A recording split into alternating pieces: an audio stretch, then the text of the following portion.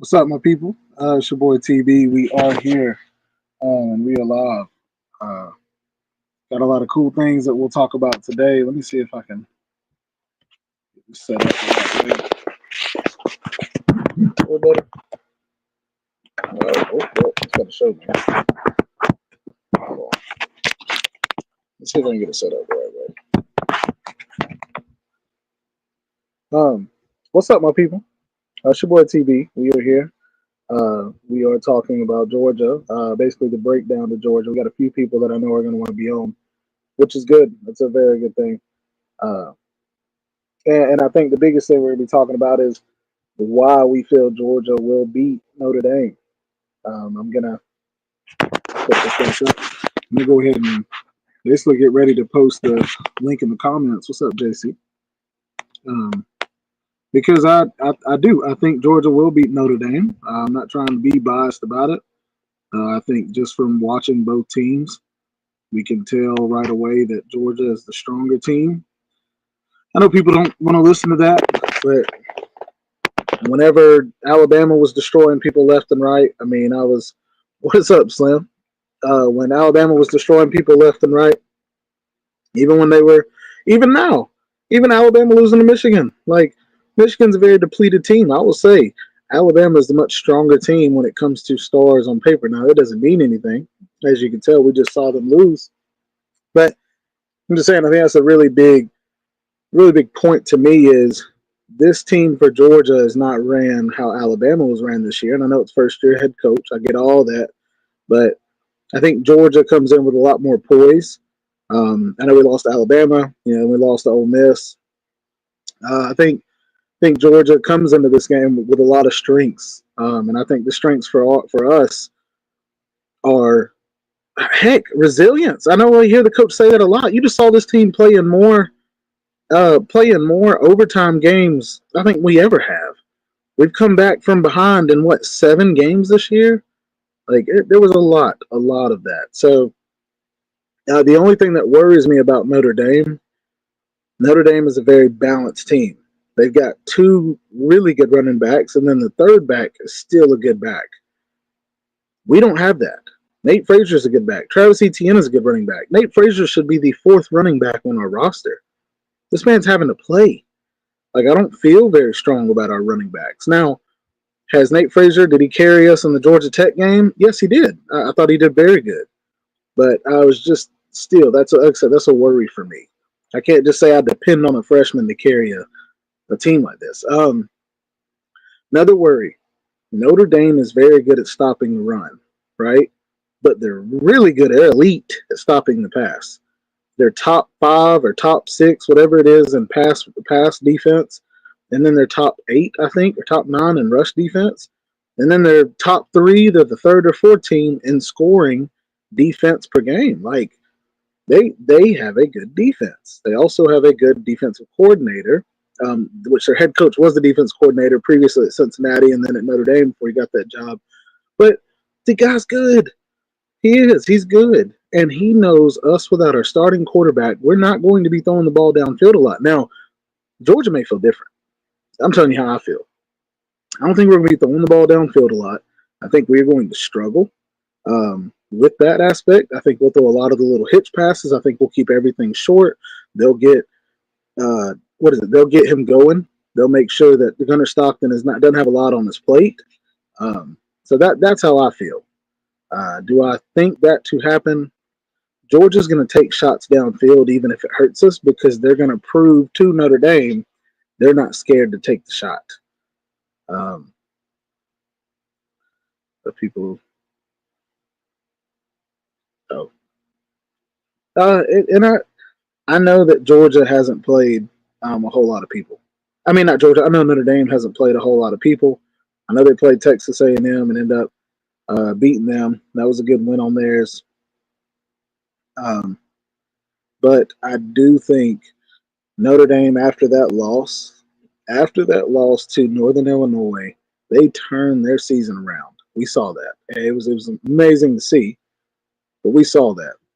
And that's what I'm thinking. I don't think this isn't the same team. This is not the same team that played Northern Illinois.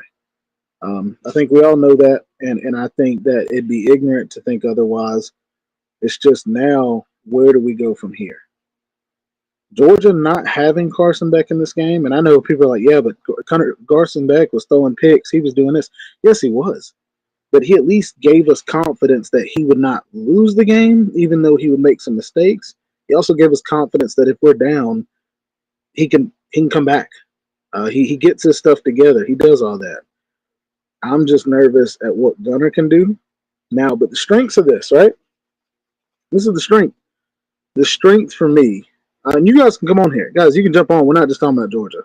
I just that was the title. I wanted to talk a little bit about it. If you want to come on and talk, Slim, talk to us about the Miami game. I'd love to hear your opinion of the Cam Ward situation. But I think Gunner positively. I think he can come in and apply the run game. I know people are like, yeah, but you can't run every time. He doesn't have to. If this man can pull the ball every now and then on some read options, I think that's huge. I think it's enough to keep them honest. Keeping the other team honest will allow our running backs to get a few more yards than they did with Carson. Because when Carson was handing it off, you knew the running back was getting it. Carson didn't start pulling the ball till the last like 2 games of the year. Like, and we needed that. I'm just saying. That to me was the tough part. I think that was the tough part as a fan is seeing how one dimensional our run game was. And even then, our run game, running the ball up the middle, 79/98% of the time doesn't help, especially when you see other teams run off tackle. I think that's tough. That's tough, and I'm definitely jealous.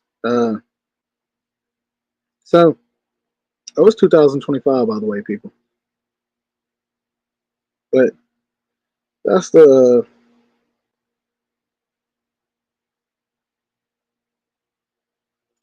that's my feel. That's my opinion. Um, I know I had a few guys that were asking me if I would go live, which is good. But I hope they show up. That's um that's what I want to see. But there he is, Slim Shady Canes. What's up, buddy? Talk to nothing much. Just enjoying 2025. That's been a great year so far. What's up, Steve? Yeah, it's been a great 25 minutes. So I'm saying it actually couldn't get any better. I'm literally smoking a butt as we speak. Well, there So, you go. uh, but I need to know because I've heard what other people have said who aren't Miami fans or people who don't even know the situation. What happened or what do you know about what happened? As far you talking about Cam Ward? Yes, like I don't know. Like I Happy New Year's to you, Steve. Mario said it in his post game press conference. They agreed to that before the game that he was only going to play half the game. Now, my question is, what the fuck's the point? Yeah, yeah. I guess that's the second question for me. How does that make you feel? What do you feel about that? Uh, I think. Well, you already know how I feel about the quote unquote opt outs. I call them quitters because that's Yeah, what they're doing. They're quitting on their team. You quit on your team halfway through a game that is a 3 point game. In my opinion, it's 1,000 times worse. I said the same thing. I didn't know the situation, but I felt like he would have gotten more respect for just opting out at the beginning. Yeah, I wouldn't have liked it just because of my opinion on it, but that is even worse. Yeah, agreed. But Okay. I'm not like the rest of Miami fans either, though. Like, I'm fine without this. As a matter of fact, I said we were going to go 10-2. That's There exactly you what we go. did. Yeah. I mean, I'm not crying in my beer over it like a lot of Miami fans. I'm like, these people would come up with an excuse to whine on an undefeated season. I swear. Well, I think too, and this is another thing that I said about it. I think Cam Ward did exactly what he was supposed to do. He was hired. I don't care. I'm not mad at it. I'm not saying like, oh, he was paid money. It doesn't matter. He was paid to come to Miami and to help them be good, and they were Sure. really good. Yeah, They they were. were a good team. They weren't even a bad defense overall. They were a bad passing defense. They were a bad secondary. Yes, that's what I heard. Um, but that was a top 10 rush defense in the country. Now, why was it a bad secondary? Well, number one, we knew it was a weakness coming into the season. And then you add injuries on top of that, and it don't help. Yeah, I just I think that's my thing is I had two Miami fans say not upset with it at all. He did everything he was supposed to do, or we wanted him to do for us. If the defense would have stepped up more, we'd be in a different situation. The offense could not have done anything more. They were number one in the No, country in offense. no, you had one, two, four, five receivers over 500 yards, one back over 1,000, and another one over 600. No, you couldn't ask for any more out of them. Yeah, no, I completely agree. I think that's the part that, as a Georgia fan, I'm a little jealous because I feel like y'all quarterback adds a lot of improv to your offense. When a play breaks down, I felt like Cam Ward was able to not try to take off for yard, but he would get out of the pocket and he'd set, regroup, and then make a pass downfield. And that was Carson's struggle this year. Carson would freak out, he'd take off running, throw a ball into two people, and it's like I said, it's a little Well, tough. Ham will run, but to me, like, and you know my opinion on, I'm not a fan of the Lamar Jackson dual threat type quarterback. Yeah, Um, but and he was really good about it. He knew where the first down marker was. He'd get past it and get out of and just trot out of bounds. That's all I want out of my quarterback to do. yeah. I don't want you risking and putting yourself at crazy risk. Hmm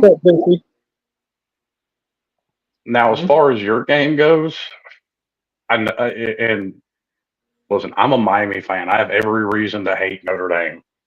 Could care Yeah, less about Georgia. They really don't affect me. I don't see this game going well for you. yeah. I I mean, actually, I actually think Georgia may lose big. I think not having your starting quarterback at any time is not a good thing. Well, obviously, Yeah, that's what I'm saying. That's the part of you can hope all day, but like if we go in there and lose, Kirby's going to be like, hey, you can't expect the backup. He's going to give you the whole coach speak, but well, even then, you don't have a wide receiver core that a Pee Wee team is going to be afraid of. agreed. Your best running back option is on the sideline. Unless ETN decides to play. Unless he decides to play. I know he As has far as I know, he's on the sideline. I'll put it that way. yeah. Um, and I mean, honestly, and this isn't it's not. I don't want to say your defense is terrible because it isn't, but it's definitely not up to the Kirby standard. Well, and I this is the opposite of Miami's struggles. You guys don't let your defense stay on the field the whole game because your offense is amazing. Our offense goes a lot of three and outs, so our defense has to stay on the field. So that's the thing that I'm hoping for in this game, and this is going to be the factor. I say this will be win or lose. They always do the whole it'll be one in the trenches. It'll be one. Now shut up. No, this will be the key. If our offense can sustain drives, I don't even care if you score touchdowns. You kick field goals the whole game.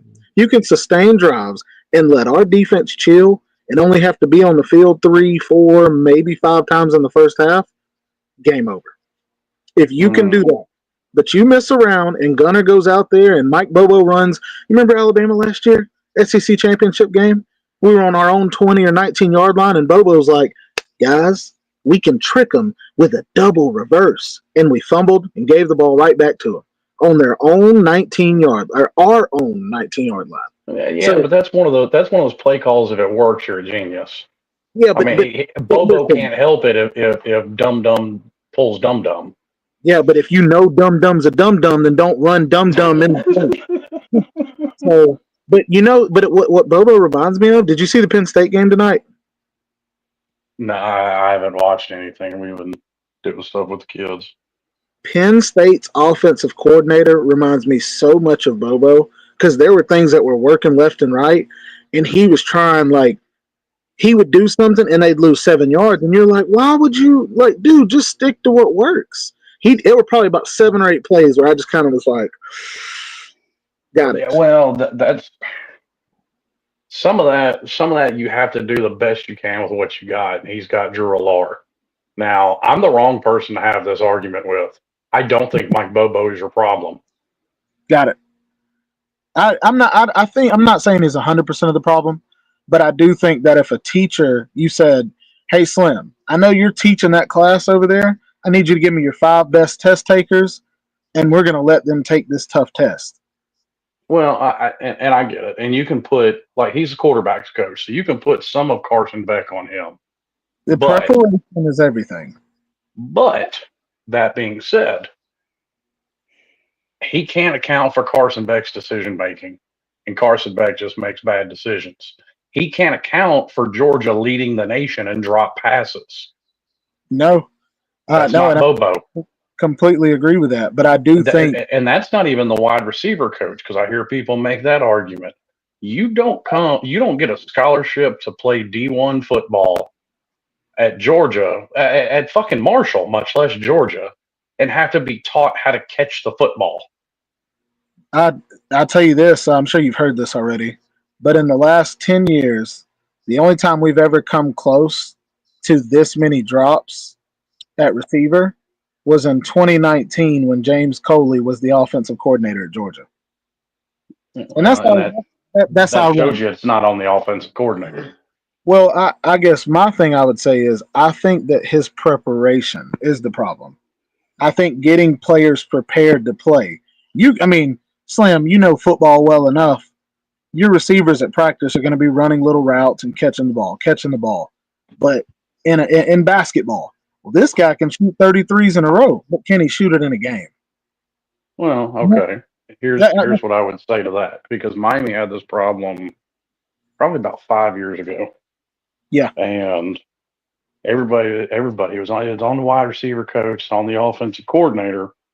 Well, then they decided to stick a camera and a microphone in one of the wide receivers' faces, and he slipped up, and he said, "Well, we haven't been putting in the work on our own. We've just been doing the 20 hours a week that the coaches are allowed to be around us." yeah, That is I get it. 1,000% on players. And in that situation, him saying that, but I know that's not that way everywhere. We can't say that because we're not everywhere. But Sure.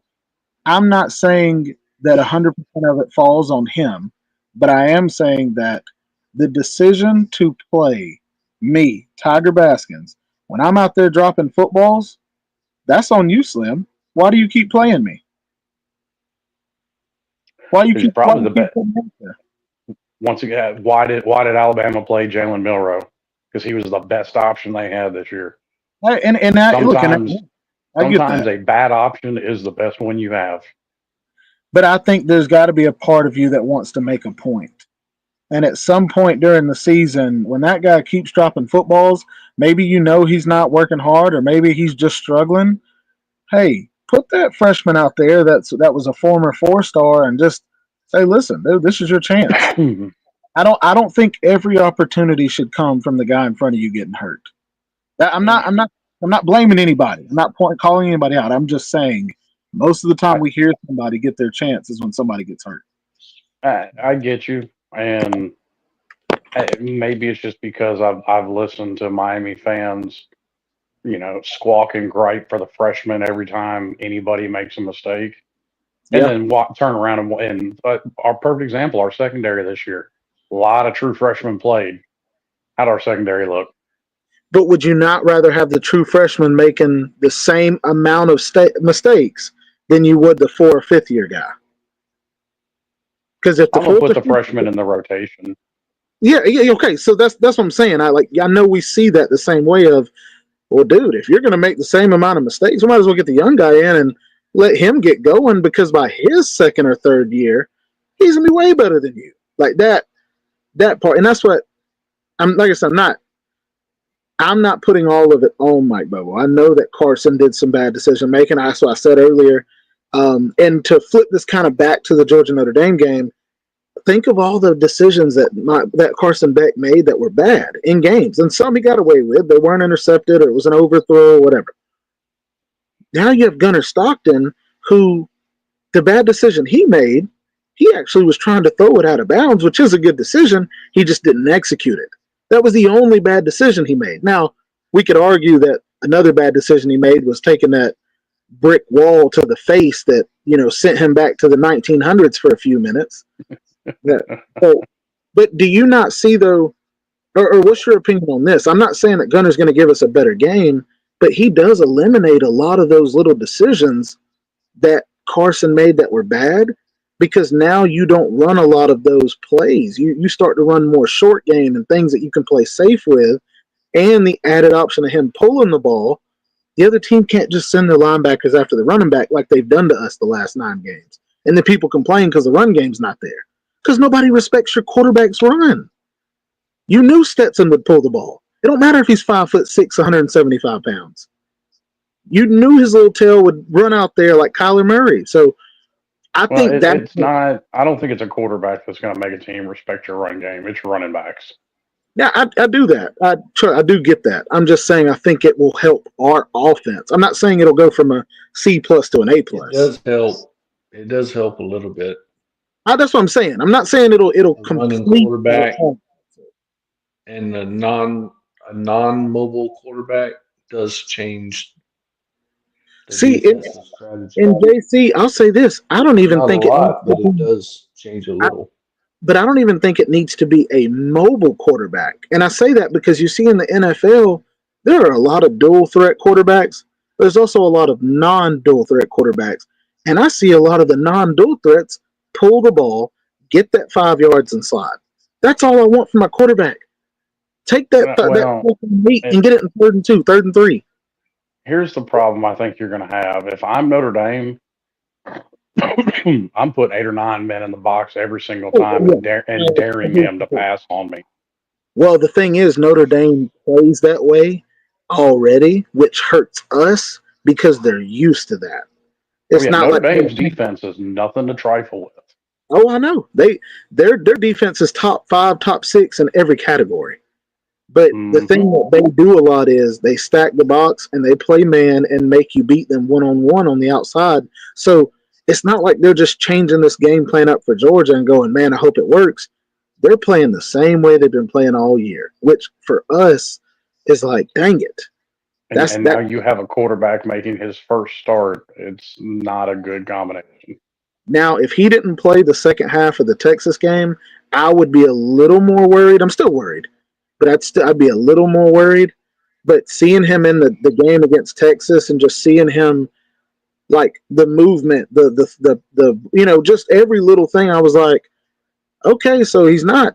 It's not like he's been at practice standing off to the side like a high school team.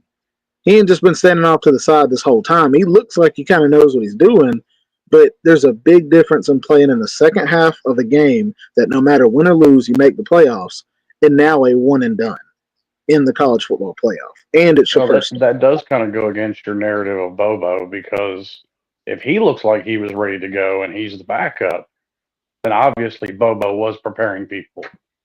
Well, I didn't say he was ready to go. I mean, he was ready to be the backup. He didn't come in throwing for 300 yards like Arch Manning did. He came in and threw for 52 yards, 72 yards, I don't know, something like that, in a whole half. Well, okay, but Arch Manning came in the second half against Clemson, which is barely a top 50 defense. Yes. Yeah, no, I completely get it. I just, I don't think anybody on YouTube would say Gunnar Stockton is close to Arch Manning. No. Now, that doesn't mean he can't go out there and have a good game. I would not give him. I mean, not take that away. I just think if we were all sitting in a room and this was not like, hey, this is private, this is our conference room, I'd be like, Slim, JC, we know it's his first start. Like, you got to be real about it. We can't be ignorant about this. It's his first start. We're not going to go out there and try to get him to throw for 400 yards. But if we can run basically Bobo, what he does that kind of frustrates us a lot, I'm actually going to be happy about it this time because it's going to play it safe. Run the little screen passes, right? Run the tunnel screens, run the halfback screens, run all that. And then occasionally throw your quarterback design run in. I don't mind it, but don't run 30 of them and get them hurt. Now we got to play the seventh string. But let's. I think trying to play the screen game plays into Notre Dame's hands. The only reason I think it doesn't is because they play so much man press defense. I think because they don't run a zone, it's harder to run a screen against zone because people aren't moving when all the bodies go everywhere. In man, I feel like you're able to kind of seal and get leverage, but Bobo's going to Well, have yes, to. if your guys block. If they don't Yes, pick up their blocks, Notre Dame's going to blow it up every time. just like I gave Notre Dame credit for running this kind of defense the whole year, it's not like we're changing our game plan. You know, it's not like we're changing our game plan to go, hey, for the first time this year, we're going to run screens. They've been practicing it all year. So it gives me relief, even though I'm super nervous. I'm not saying that, but it does give me a little bit of relief. I think the thing that worries me the most, the defense, I'm not even worried about that. I'm sure Kirby, he's dialing up something. He knows that the defense is going to have to win this game. I'm just worried about the running back Dude, room. I don't know that they can.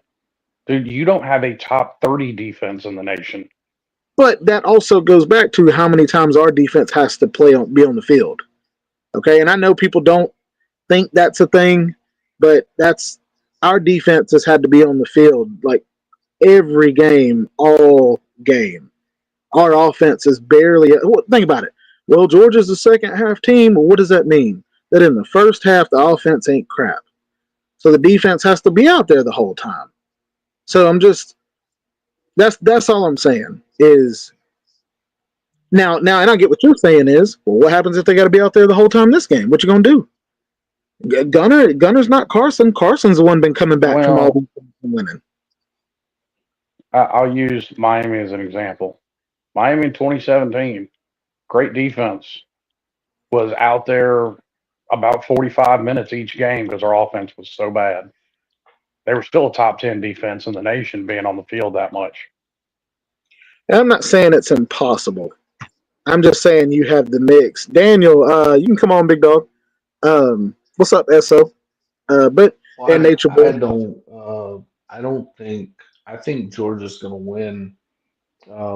I think they're going to win by 10 to 14 points if they play their best. If the Georgia plays the way they can play, they'll win by 10 to 14 points. If they come out there and be the typical Georgia that we've seen most weeks this season, then we might win, but it won't, or possibly lose a close one.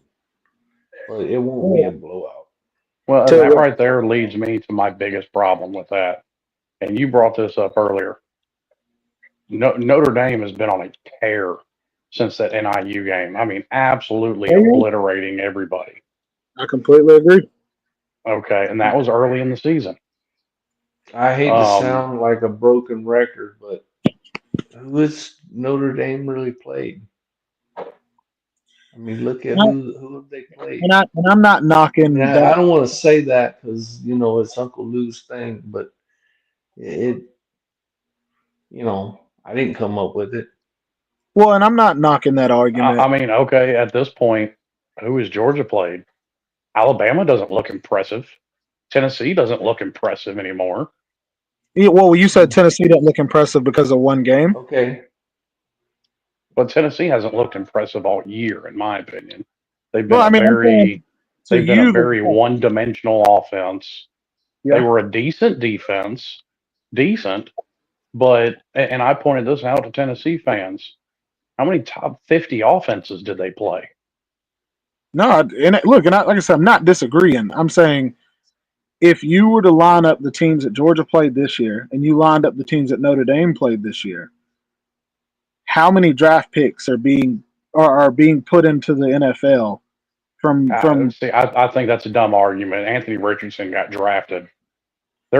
They'll draft people off of athletic ability and nothing else. it? Okay, well then let's say that. Let's say that they draft that. But I think that the teams that Georgia has played are loaded with NFL talent. Now that doesn't mean you'll win. We just saw a depleted Michigan team beat a loaded Alabama team. So I'm not knocking that. I'm saying Ashton Genty, example. They tried to force feed him tonight to make sure he got his 100 yards. They were down by 3 touchdowns, and instead of 5 minutes left, and instead of trying to come back, they gave this man like 9 more carries. Just try over and over and over.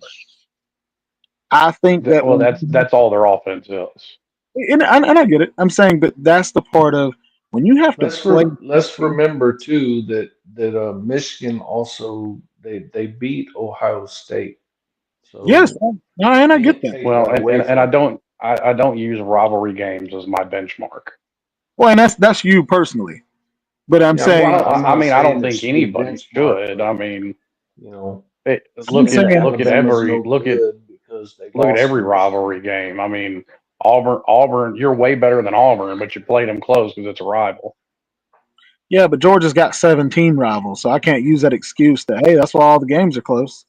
Well, We no, almost you don't have 17 rivals. Stop it. well, we have Florida, We we have have three. Auburn, we have Clemson, we got Georgia Tech. Like, come on now, you can't have that many. Like, look, Clemson isn't a Alabama. rival. There's only You don't. three: That's Auburn, not what Georgia would take. Florida, and Georgia Tech. But what I'm telling you though is, you saw Georgia versus Georgia Tech. I think it's just a good game. Like Yeah, That I well, was I close. don't It use was a that as my close game benchmark because for. Yeah, it I was don't a use that as my rival. benchmark for Georgia's performance because that's a rival. well, and I the way that you feel about rivalry games is the way that I feel about playoff games. Or even bowl games. I don't think that that one game determines whether or not I think you're good or bad. I Well, think no All I'm one game saying, does, but bowl games. I mean, to your point, you really can't because how many people on each team just don't even play them anymore? all now I'm yes, that. Go ahead, JC. all I'm saying is you can't just say because Alabama got beat by Michigan in a bowl game that was a you know a, Top. a bowl games that don't mean nothing that they got beat by Michigan when Michigan beat Ohio State in a rivalry game, so that don't mean nothing because it was a rival. Well, I'm not using Michigan as uh, as my You said benchmark Georgia there. got beat by Alabama. Yeah, they got beat Yes, by Alabama. but I'm not It using was a Michigan close as my game. benchmark to say that Alabama's not a good football team. Alabama got absolutely blown out the stadium by Oklahoma. That is a Yeah, bad football team. that was a bad loss. That was a Vanderbilt is bad not a loss. good football team. But Vanderbilt also was But living up to the hype because they knocked off a few teams. And look, what I'm trying to say is I the whole Michigan deal. The part about bowl games it's hard for me to believe, but and I'll speak differently on playoff games. In regular bowl games, who did that game mean more to? Alabama or Michigan? Michigan. I think it meant everything to Jalen Milrow. It might have meant to him, but I'm saying Alabama. mm, What are they mad? What are they mad about? They're mad because they couldn't get to the playoff. And even yeah, though but I being think mad about no, I'm saying being this. mad about not making it. I'm sorry. Go ahead. No, I'm just saying. Even though I personally think if you're mad that you didn't make it, well, prove it. Go out there and prove that you should have been there. But we just You're saw right. last. We saw You're Florida right. State. That's the way that teams should play, but not everybody plays like that. We They're saw not Florida State people last that year. play teams that play in non, meaningful bowl games. They need to do something about making these bowl games more meaningful to players. Like maybe put more incentives towards getting them to play instead of opting out, instead of quitting. Because I believe it's quitting too. I agree with Slim on that. It's Same. quitting. Now, and not to go off topic, we'll go back to the Georgia Notre Dame. Do you guys think incentives? Do you think money incentives would be the way to go? I would think that, they could do something like that. They could The only maybe way be that you like can be like, stop, we'll pay you $20,000 to play in the bowl game or something like that. What you think, Slim? uh, well, number one, I think they're already a bunch of overpaid, whiny brats as it is. Yeah, So no, I I wouldn't give agree, them but another red cent. I But Um, agree with you, how do Slim. you think they I play agree that? with you, but that's not going to change. You know, it's not going to well, change. my way of dealing with it's not the popular way, and it would not go over well. Um, and it may even hurt you for a certain period of time. But um, university scholarships have stood up many times in court as legal binding contracts. Yeah. Yeah, You want to refuse to play in a game? Okay, you kick them out of their dorm and you sue them. yeah. Now, I'm not against that, but I'm wondering, do you have a way that's a little less harsh? Like, do you make them excited to play in the ball game? Because then, if you tell me that, hey, you have to play in it, well, I'm gonna go out there and I'm gonna play terrible. I'm gonna go out there and not block to the point where my coach sits me out on the sideline. Because then you start getting into that, like, well, you have to play 75% good.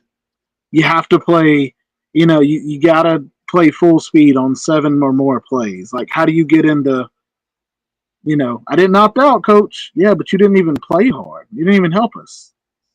Yeah, well, you know who Yeah. sees that? NFL scouts. Yeah, and I completely get that. I do.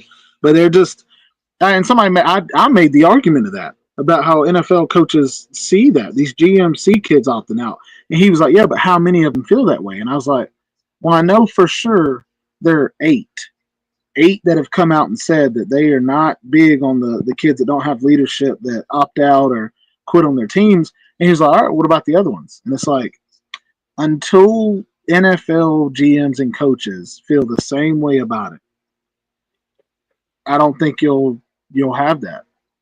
And until there's a all NFL coaches or maybe the draft the NFL's like, if you opt out, you're not eligible to be drafted until after the third round. Like, I don't know.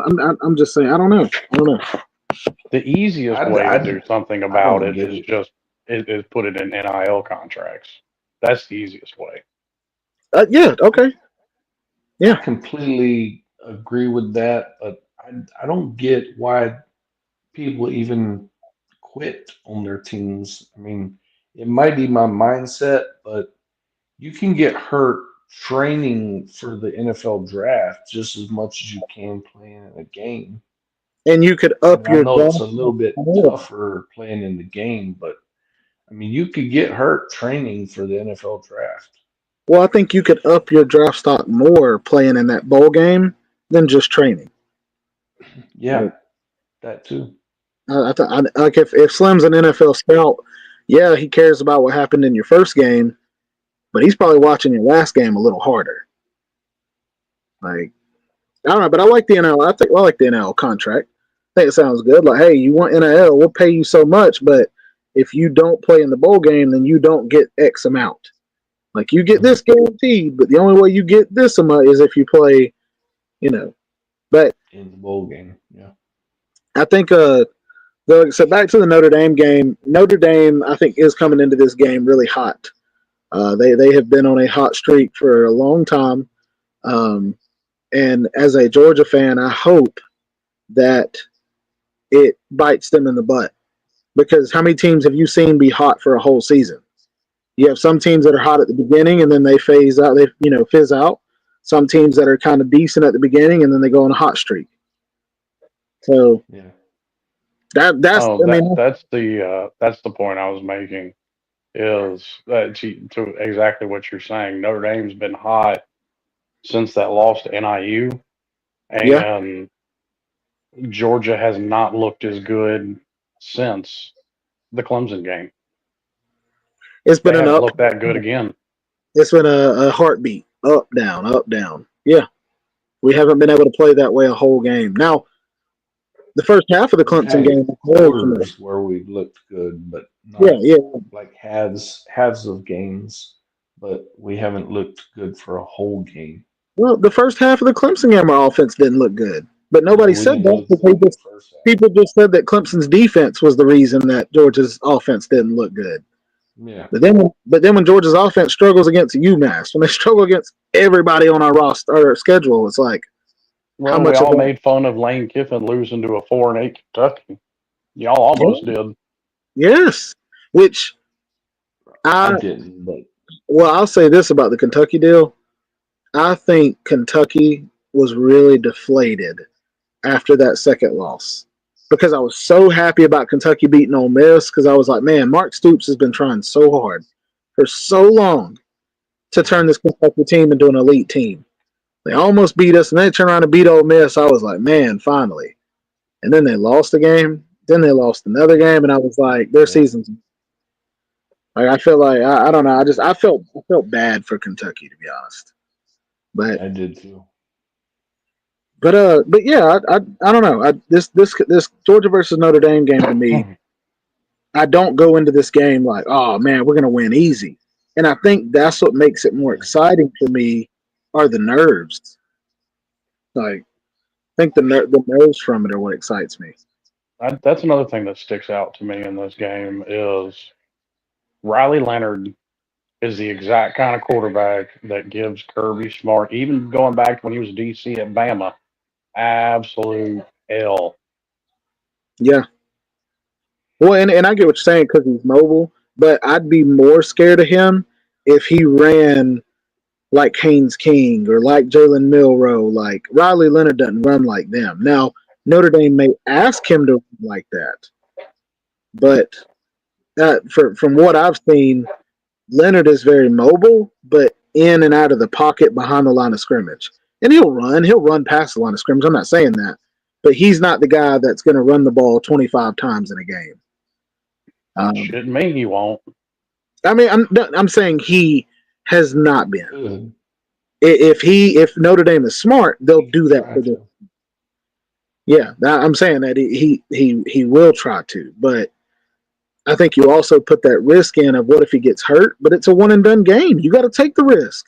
If I'm Notre Dame, it's like, dude, you have to risk that. You don't want to leave anything on the table and go, man, I wish we'd have ran him more.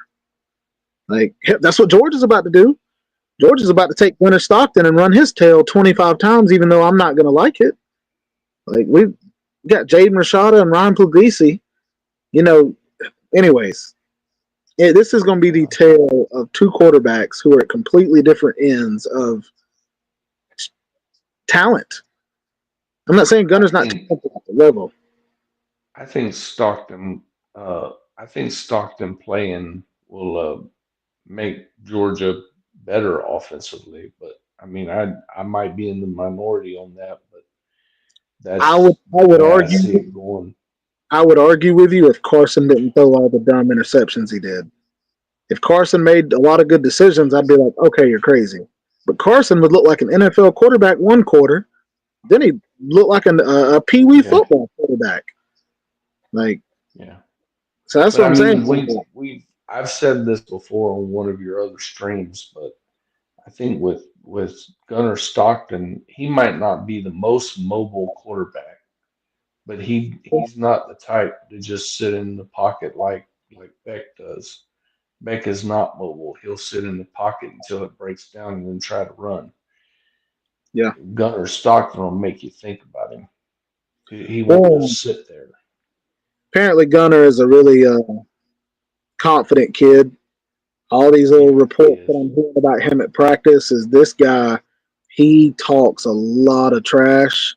Um, and like we saw it in the Texas game, the very first play, they do a rollout pass and he ends up running it and runs over the linebacker and just starts letting him have it.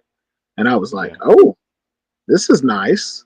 So But you I don't. see, when Gunnar Stockton did play in the second half of the Texas game, you seen the if you watch the game, you seen that the offense started the receivers started catching the ball better. Dude, That I'm gonna have to say that's he ironic, but I had still agree. he had a couple of throws that he made. Of course, he didn't throw it a lot because you're backup. You don't have a Yeah. lot of experience. They're not going to let you just go out there and start slinging it. But he did have some connections with Arian Smith. I think Arian Smith caught one or two No, ball, Aaron two Smith was receptions, one or he two. was 3 for 3. He caught all 3 targets that Gunner gave to him, and I was just Yeah. like, of course Okay. he does.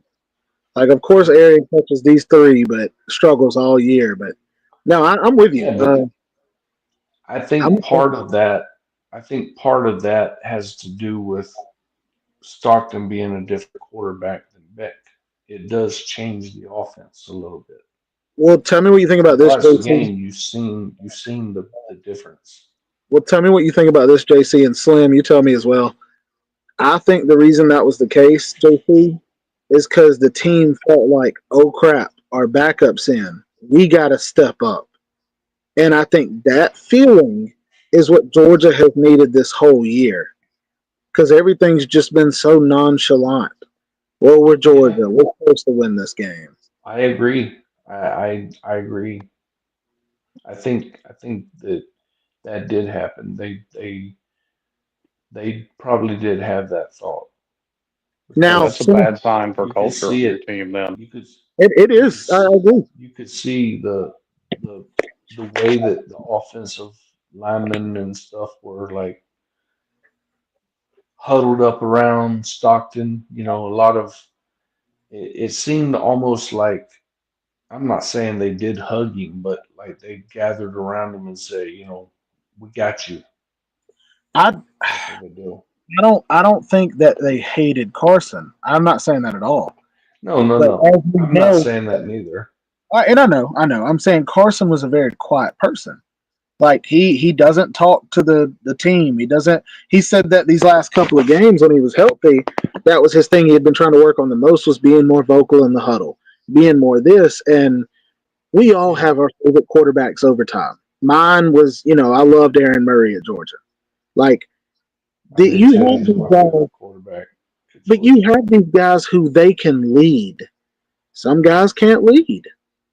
And like Slim is saying, that's a culture problem. Well, I think a lot of it too is I think everybody expects the leadership on offense to come from the quarterback, and in times that's not always the case. It doesn't always have to be the quarterback. It can be the running back. It can be the tight end. It can be all 3. But Yeah, Georgia doesn't have a great wide receiver core. You just lost your star in Brock Bowers at tight end, so you got a guy that's just stepping up. You have the second year starter at running back, ETN, who comes in brand new. Nate Frazier comes in brand new. Those are your 2 running backs. You have no experience. The only experience you have, as far as leadership goes, is Arian Smith, and that man's dropped more tennis balls. Dylan Dylan You know, Bell. yeah, but I hate the way we've used him. We hadn't used him as much as we did last year. But I'm just saying, I feel Yeah, like this was the perfect time for Carson to step up as a leader vocally, and that's just not him. And tell me if I'm being a hater when I say this, Slim. And JC, you can tell me too. He's a non-Georgia fan. I want to hear this. I'm not hating on Carson by any means. I've been a big fan of his. I don't care. It yeah, frustrates. It confuses me that the guy who has a private jet and a Lamborghini isn't a leader. It is scared, not scared, but just that's not his personality to lead and to be confident and vocal. Is that yeah. not confusing? Well, I've said this before, and I always, I always support the players who's chosen to be the starters, but I've never liked Beck. But I don't hate him neither. Like I don't I just I've never liked him because I see that he's a pocket passing quarterback. He sits in the pocket and just like I want someone who's going to make the defense think, who's going to have to spy. You know, you're going to have to spy on this quarterback to keep him from because you don't know what he's going to do. That's the kind of quarterback I like. Okay. Well, Now that I now mean, just okay, but because I I don't would, like I him, would, that doesn't mean nothing. I have to ask at that point because I hear that out of a lot of people. Name me that dual threat quarterback that's ever led his team and won a national title outside of Cam Newton. I mean, you've got a I'm few. You got I your Tim see. No, Tebow. no, you I'm don't have not. any. You Cam got I'm Newton's Tim not literally Tebow. it. saying. I'm not saying I want a quarterback who just runs it all the time. That's not what I'm saying. So I'm just saying I want someone who's gonna not gonna be like a Yes, you statue want. standing back You're there. talking about a dual threat like Lamar Jackson, like Not necessarily full dual threat, just has the ability to be mobile, but not completely like dual threat. I know this is a stupid question. I'm sorry, but Tim Tebow didn't win a national championship. Yeah. um, not with his passing ability. No. No, Yeah. I'm saying so he did win one though. Yeah. Well, a lot of people give him credit for that one in '06 that for whatever reason Chris Leak has forgotten about. Yeah, he was on the team for that one, but he wasn't the starting quarterback. But Got it. Well, But I guess my thing too. let's also remember too they had some of the best wide receivers and tight ends that we've seen in football in the past 20 years. yeah, yeah, they have Now for both of you though, they did. don't the teams that win the national championship have some of the best players on their team? Yeah, Well, sure. That's what I'm saying. Well, So that's something like I've tried to get through Miami fans' heads for a long time. Like I've continuously said it. Our roster ain't there yet. yeah, Not yeah, even close. I get that. The reason I say that is, and I'm not trying to bring this up, so it's just the only way I can think to explain my point. Okay, so I know where you're going. don't fight me on this. At one point in history, not too long ago, not 100 years ago, black people couldn't play quarterback or middle linebacker because they weren't smart enough. And I'm using that point to compare in the offenses back in the 1900s. Yes, you might have had a running quarterback here and there, but your offense, like these old school people, you wanted a pocket passer. We don't do that Well, flashy stuff. I mean, okay, but you've had dual threat quarterbacks now for 40 years No, and or 30 years. I was That going to was a say, yeah, yeah, yeah, completely yeah. different game back then, though. But That was that's where I'm going with the.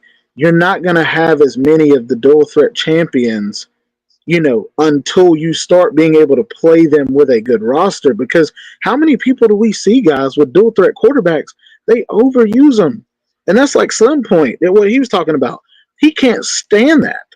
Well, If no, you're a dual the threat problem quarterback, with dual threat quarterbacks is they're not really, none of them, even Cam Newton wasn't dual threat. Like Tim Tebow wasn't dual threat. Was anybody scared in college of Cam Newton's passing ability? No. no, well, and it's because of the being able to scramble and somebody getting open and you hitting them. So he might have 300 yards, but that 300 yards passing is a lot different than a pocket passer's 300. So I get what you're saying. But my thing of why I did not saying I dislike, I like dual threats. But for me, as a dual threat quarterback, the made in a college football game dual threat quarterback for me does not need to have 150 rushing yards a game. But like you said, when you get that first down, go out of bounds or slide. I don't need you to do anything else. I don't yeah. need you to get the 360. I don't need you to juke seven people. I don't need you to be on ESPN. You Like get my I perfect balance definitely of don't it, need you to go head on with a linebacker either. my So perfect balance of it is Cam Ward. Like he had like 200 rushing yards on the year, if well, that much. Cam's track I record, think it proves that. His I last think couple of that years, I think that is a perfect example of the some kind of a. I like Cam Ward. Is what oh, I'm me too, trying to say. Like me too. that's the type of quarterback I like, and he was not the same as Carson Beck. If you look No, at their no, style of No, play, I mean he's not a that's what I'm statue, trying to but he say. also does not want to run the ball unless he has to. Yeah, agreed. unless he has to. And the reason that I like that is now Todd Monken never had a dual threat, so he didn't get the chance of it. But this is away from my stuff with Bobo. But when Gunnar Stockton came into the game the second half, Gunnar ran the ball one time, and everybody in the crowd got excited. Well, I'll be danged if out of the next 8 plays, 4 of them are quarterback design runs, and I'm like, Yeah, my boy, we know he can run. Calm down. Like Well, it's yeah, like that's where you're getting kind of Dabo esque with it, where yeah. you're just yes. doing way too damn many design quarterback runs. Well, but that's been my point though about all this is we know that it's a strength, but instead of just doing it because you think, well, it would be good to do it. Yeah, it would be good to do it. But can we be unpredictable in it? That's where the whole like running it up the middle. Why I get mad at Bobo. It's not that that's a bad idea, but you don't have to do it after a big play on first down. And I've had an old guy tell me this, and I tried so hard, and I finally just stopped the conversation because I wasn't going to win it. I couldn't even agree to be neutral. But he goes, "Well, you got to keep the defense off balance. You can't let them know whether you're going to pass or run." Yeah. And I was like, "Yeah, but you could pass Or on first just down and switch it run up on once in a while yeah, too. you could pass on first down and run on second." He goes, "But then you're already in third down." I was like, "Yeah, but then the defense wouldn't know what you're going to do the next first down you get. Yeah. So then if you do decide to run it," he goes, "That doesn't make sense." And I was like, "You know what? It doesn't. Have a good day." Like it does. You know what? It doesn't. We're good. But to me, the best teams don't try to throw it deep on first down, but they'll hit you with that little short route, just enough to go. You got to think about it. Don't you blitz everybody like that. That's the part that I love. And I felt with us, we were so like, oh, first down, and all 20 people at the Georgia watch party are going, here comes the run up the man. There it is for Yeah. -2 yards, and now we're second and 12.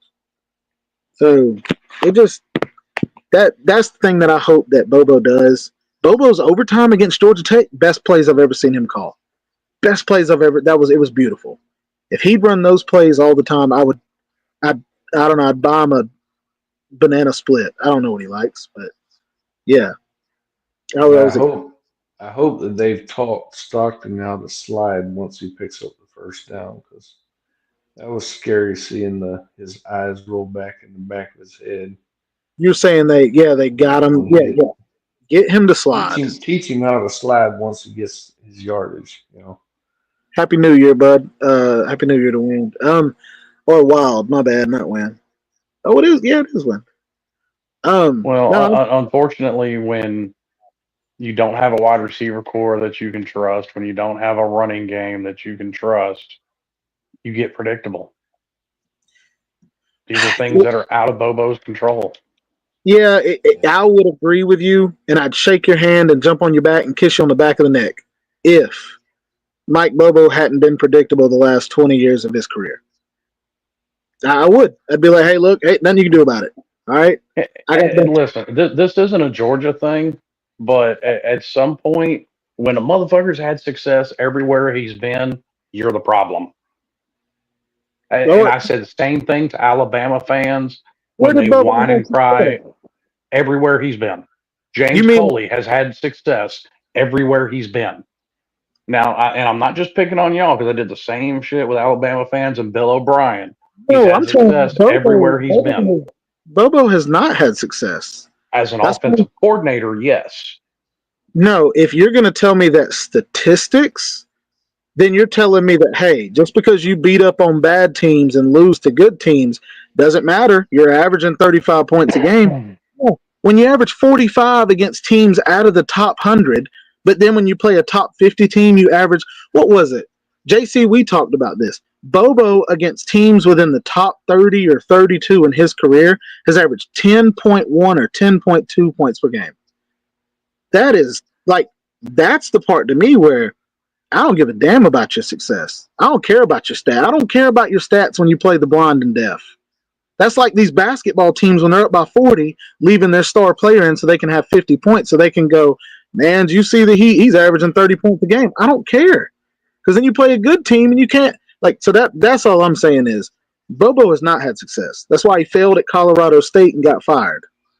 Like Yeah, it, as a head coach, but yes. he has And had he I'm did about to say say success he said he as was an the head offensive coach at coordinator. Colorado State. I said as an offensive coordinator, Yeah, he's had you do. success everywhere he's been. And as an as an offensive offensive coordinator, coordinator, he's been good. yeah, he's been good, but he's been predictable, and that's been my problem. If Kirby wants to do this whole, well, we chase success, oh, pressure's a privilege, all that. Hey, Kirby, prove it. All right, because that whole falling into Dabo deal, like you said earlier, hiring our friends left and right, Dabo learned real quick. So guess who went bye bye? The friends. Like, Yeah, yeah, I'm just saying it. And I'm not saying Bobo is the worst person on the earth. I'm just saying when you're Georgia and you're everybody's not Super Bowl, but you got the target on your back because you're Georgia, like you're gonna have people studying the crap out of your game. And if you yeah, got Sally Joe and Aunt Jessica at the Georgia watch party calling out what plays you're running, you don't think the guy making $950,000 a year isn't gonna be able to figure that out? Like that's my frustration. So so that's it. Like I said, I'm not saying he can't dial up a good game.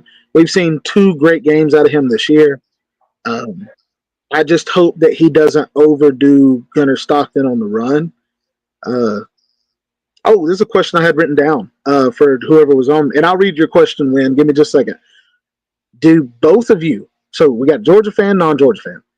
Do you think we see the backup quarterback in this game for Georgia? Because Gunner's the starter now.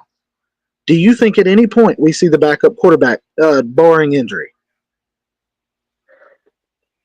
no, I don't think I don't think so. Probably Okay, not.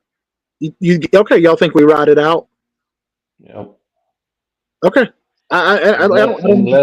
unless Gunner Stockton comes out there and makes like a bunch of like miserable mistakes, Well, then I don't see it happening because Kirby showed time and time again that he sticks with, he's sticking with who's out there.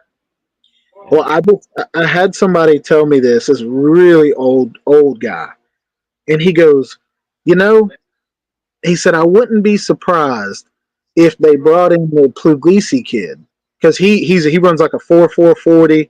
Kid played baseball, like he's super yeah, athletic, super mobile. He goes, I wouldn't be surprised if he brought him in a few times, even if he just ran some rollouts or some read options, just to let him run or be in the position to run if need be, or take a short route or just throw it out of bounds. Because he said you get him running, you eliminate a lot of the risk towards Gunner running. And I was like, Well, here's the problem with that. If he comes in, everybody's expecting him to run, no, and you're and that's liable to get his head taken off. but he and I said I was like, well, don't you think they would prepare for it? He goes, well, and I this guy's a football guy. He was like, well, then he said I would run levels, but I'd run rollout passes. I'd have my tight end run an out route. I'd have the opposite receiver run a 10, 15-yard crossing route. Like, if you want to come up and try to take him, have a little dump off that he can have. But if you don't, let him. He said, and the only thing that would stop that is a zone. And he said, I don't think Notre Dame would ever come out of their man. And I was like, like those are the weird things that I'm like, you know what? I never thought about that. I wouldn't do it because I feel like it's too risky. But I don't know. I just like I said, I think people would read that immediately for what it is and key in on him running. I mean, yeah, I people don't already, think they're gonna pull out Gunner. I think they're gonna stick with him yeah. because even when Carson Beck threw three interceptions in those games that he was playing in, there was not a thought that Kirby crossed Kirby's mind of him pulling Beck out to put Stockton in. Happy New Year, Tona. Well, and I didn't mean it in a way of if Gunner plays bad. I meant instead of running Gunner 15 to 20 times, Yeah, if we run those plays with him, you allow Puglisi to run in, and just mix it up. And I'm like, yeah, I still am kind of like, I wouldn't go at it because he's third string. yeah, He doesn't have any reps, like not throwing him in that big of a game. But I'll say this: this is a Notre Dame fan. He said, what gives me the most faith in my Irish is the coordinators Golden and Denbrock will give the team the best chance to win they can. Hopefully these boys get it done. I think you guys do have really good coordinators. I think that's why this is going to be a good game because you got two teams with some of the best coordinators, right? You got Glenn Schumann and Kirby, who we basically is the defensive coordinator. And then you got Notre Dame, who your head coach is basically your defensive coordinator. And then y'all's offensive coordinator over the last seven games, guys, has just straight destroyed people. You said what you did about Glenn Schumann. They're fucking Georgia fans ready to hang him from a yard arm. Yeah, but those are the same ones that don't understand that your defense can't get off the field and go, all right, guys, have a seat. Look, we're going to talk about what they just did. Well, okay, guys, get up. We're punting. What? We just sat down. We'll talk to you next time. All right. Oh, we just sat down. All right, guys, you know how they just ran that play? This is what I want you to look for the next. We're punting again. All right, coach, we'll see you in a few minutes. Like that's the part to me that I can't put that on Schumann when the defense never even gets time to go over things. It's a great excuse at the end of the day, but I've seen terrible offenses and teams still manage to put their defense in the top 25. Yeah, and Like, I it think it's sounds a good. I think And, it's a and, and teams that, by the way, I used Miami as an example earlier, they weren't as talented as Georgia and managed it. yeah, no. Well, I think there's a mix of it because what you said about having a bad offense but still having a good defense.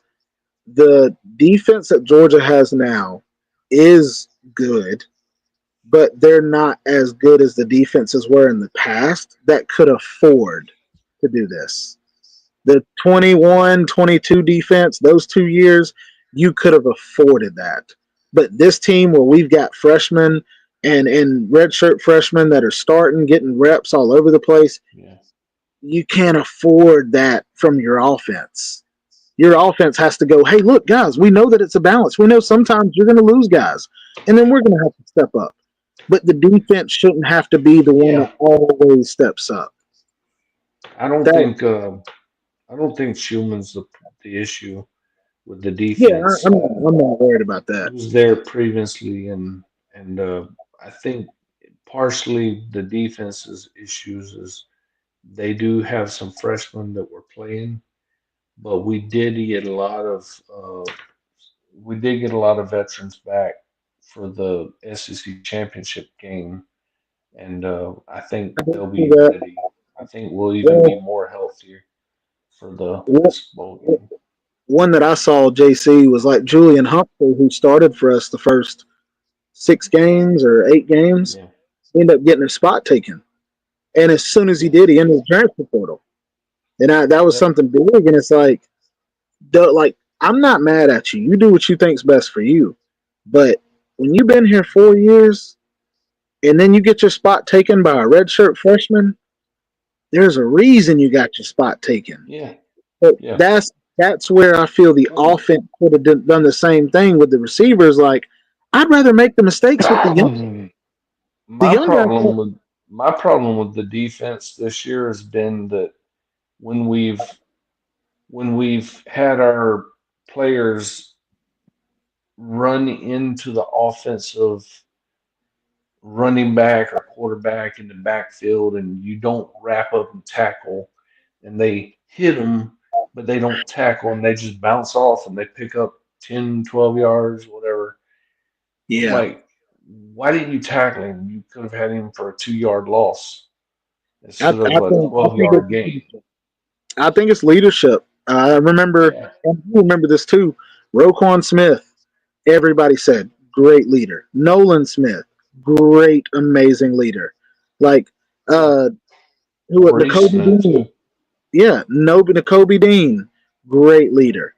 And it's like we just I I think that's kind of the issue when it comes to having great teams is it's hard for people to be a leader when there's already one there, and when they leave, you all of a sudden have to become it that quick. Like if Slim's the leader of the defense, and I'm, a year under Slim, but I'm pretty good too. And I'm getting playing time, and Slim graduates, he goes to the NFL, and all of a sudden now I'm the starter. I gotta get experience in trying to lead you guys and be vocal. Compared to if you Yeah. come in day one and you're a 5 star on a kind of good team, you're starting no matter what. Uh, I mean, you're the guys. What I'm saying. Wynn says, "Will Gunner take any deep shots more than 15 yards?" He will because Kirby knows how. Just a couple. He Yeah, don't have a lot. Kirby knows how defensive coordinators think. So Kirby's going to look at it like he has to. It doesn't matter if we think that it's a bad throw. He's going to have just because he has to keep the defense honest. Now, if we hit one, then everybody's like, "Oh my goodness, let's go, good job." But he's Well, going to that's do it. something else that I see all the time that yes, coaches and coordinators get blamed for that. I just don't understand. When there are in any pass play, doesn't matter what it is. There are deep routes, intermediate routes, and short routes. Just because the quarterback makes a decision to constantly go after intermediate and short doesn't mean that there's not deep routes there for him to throw. So we Agreed. also need to stop. Like it's not on Kirby. A lot of that is quarterback decision. I said that about Jake Fromm. I called him Mr. Checkdown. Jake Fromm would not throw the deep ball. And it's like, and people Yeah. kept saying, "Oh, well, the receivers aren't open." It's like, no, they're open. I remember there was a time it wasn't a championship game. We had a guy in the end zone waving, jumping up and down, like, "Yo, I'm open." We threw the check down route, and Well, then you see with Carson. with Fromm with Fromm, he didn't have the strongest arm to he wasn't gonna throw a long pass. Like he didn't have that strong of an arm. Well, we saw Carson's arm. Carson, that man threw the ball downfield. He didn't care. Yeah. But no, I agree with you on that, Slim. I do think a lot of coaches get heck for that, and it's like, well, the receivers aren't getting open. It's like, I think you're just not throwing it to them. I think the quarterback, and I get it. I know quarterback. If a quarterback was right beside me, they'd be like, well, hold on now. A lot of plays we run are pre-snap reads, where if the linebacker blitzes, I have to throw it to Yeah. this guy. If he's in zone, I have to throw it to that guy. So there are some plays where I don't get the chance to look downfield. And it's like, I get it, but there are some plays you do. So Yeah. so I yeah, think I think it's gonna end up being something like 60% and 40%, like 60% run plays or run pass option like dump passes, run the running back out with the quarterback type of a deal where if you not open, you throw it off to the running back or something like that. I think it's going to be 60% like running plays or run design options, and then it's only going to be like 40% pass plays for Georgia. I don't think anybody would be surprised. I don't think anybody would be surprised if it was like 65, 70. Yeah. I think it just I don't know. I think it just makes it super tough because our quarterback got hurt the game before this game. It'd have been Yeah. so much easier if it had been 2 games ago, 3 games. Like we're just kind of been dealt a crappy hand, but I don't think we're. I don't know. I feel like a lot of Georgia fans that I'm talking to, we're not thinking, "Oh man, I can't believe it. We're going to lose this game." I think a lot of us still have life. And I think that's what a real fan Well, should have. sure, because you're one of the most talented teams in the country. But I'm gonna be honest, from an outsider's perspective, and I'm probably even a little biased to Georgia winning this game because as a Miami fan, I mean it's a law. I have to hate Notre Dame. Um, Yeah.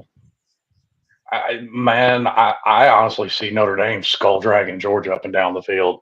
I don't think it's going to be pretty. I don't think it's going to be close. Well, and I'm not against that. I heard the I same And disagree. thing. well, I heard I've never called that, and you know that.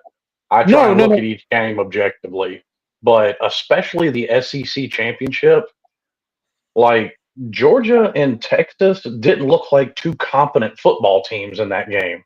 That didn't look like great defenses, and it damn sure wasn't great offenses. That looked like a bunch of retards trying to fuck a doorknob in the dark. Well, I think two factors go into that. One, you saw Georgia's defense destroyed Texas's offense, who's been they're supposed to be great, and they have been. I mean, on paper, that goes back to the stats don't really matter Yeah, type they're deal. okay. Well, it's not. They don't even have the stats. Like their offense just kind of been there this year. Last year they were pretty good. This year, yeah, but like you saw two teams who knew if they lose, they're going to the playoffs. That's what I chalk it up to because it made me Yeah. think of the game of when we played Alabama that first time in the SEC championship, the national championship, but they destroyed us. Well, And I no, remember, I think if Georgia had lost, they were out. I think if Texas, obviously, they lost, they were still in. well, the college football. The only reason I say they were still in is because the playoff the playoff committee said that Said Georgia that had a they would be. yeah, it was like a 99 or 98% chance as long as they That's beat. not the committee. That's ESPN's predictor. Oh well, I mean, I feel like either Well, way, they brought in the chairman, after they announced the ranking show that they did before the conference championship game, and they asked that commissioner guy. They said, "So will any of these teams play or whatever?" And I don't remember the exact wording, but he said, we're not going to hold it against you if you lose your conference championship game." because it was That an told extra me right game. there Yeah, because they that said it they was an were gonna. extra game. Yeah, Yeah. Yeah, yeah. but they hold it against other people. So great on them Well, for being inconsistent again. Well, it wasn't me that said it, but I watched that part when he Oh, I said know. that, and I was I like, mean, "What?" they held it against the team that lost the Big 12 title game. yeah, that's true. Held it against them. Do you Yeah. think they were getting in without playing that game? Let's see. They should have. They were 10-2. Why wouldn't they? That's the only thing I can think of. I, If it was one of those where like if they were already not getting in, then that's why. But no. So back I to the think they thing. should have. No, no, I that's think not what I they meant, though, Slim. fumbled this He bullshit from the said word go. But Yeah. he said that when this whoever this guy was, the chairman or whatever, I forgot his name, but he was next. I don't know what his name was, but when they asked him, it was something to the fact that it wouldn't change the ranking, the seating, as far as like it might affect the seating, but it wouldn't change the ranking, is what he said. So like if you play in your conference championship, like if Clemson wouldn't have if they would have lost If to Clemson lost, I SMU, think Miami gets in. yeah, Clemson well, wins, I no. think. By that logic, if Clemson lost, they should have got in anyway.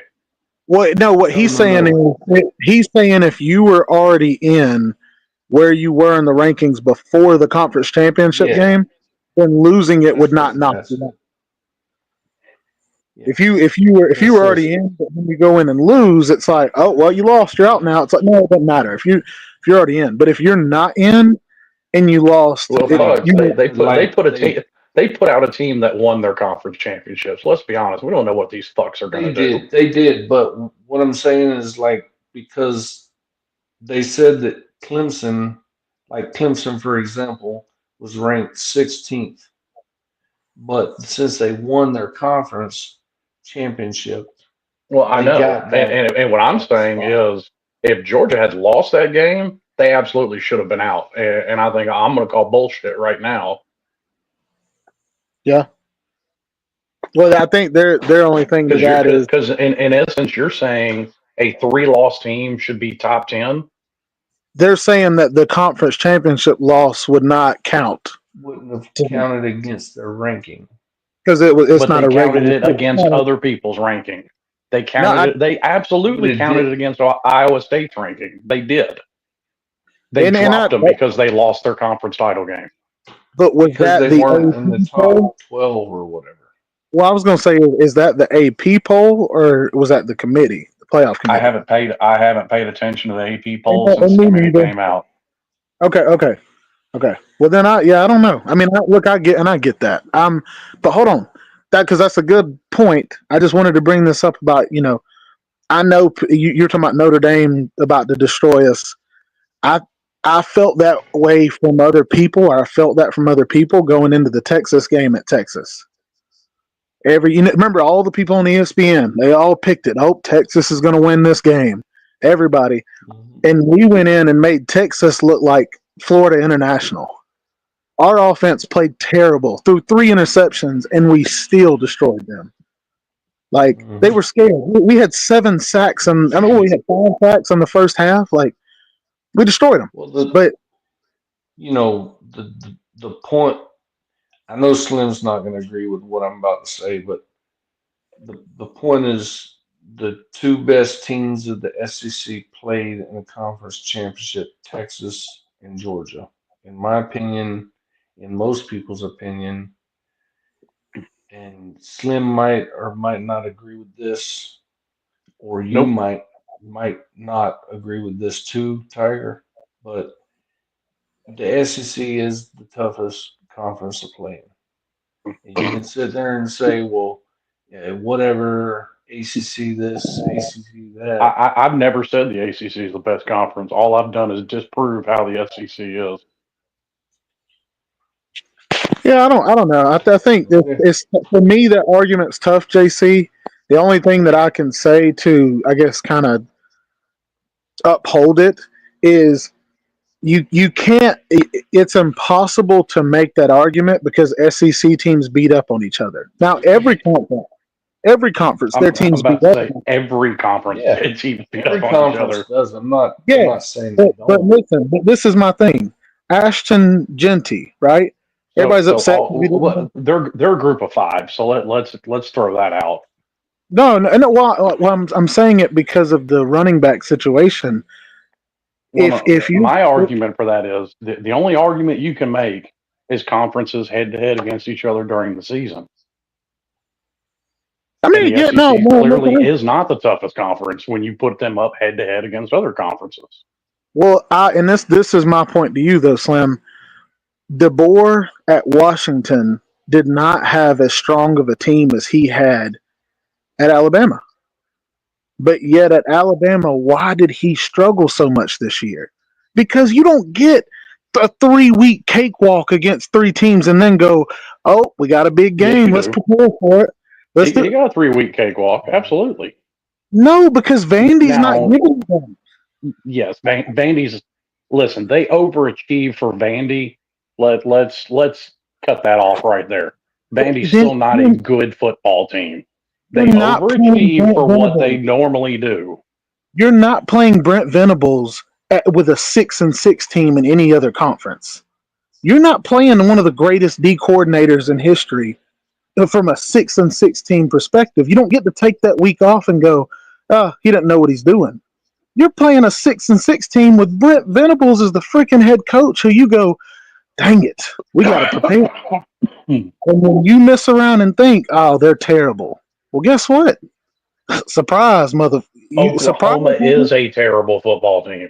But they still have Brent Venables, is what I'm trying to say. This guy's Okay, not going into that's not why that happened. Brent Venables has been there for 3 seasons. This is Kalen DeBoer's first season.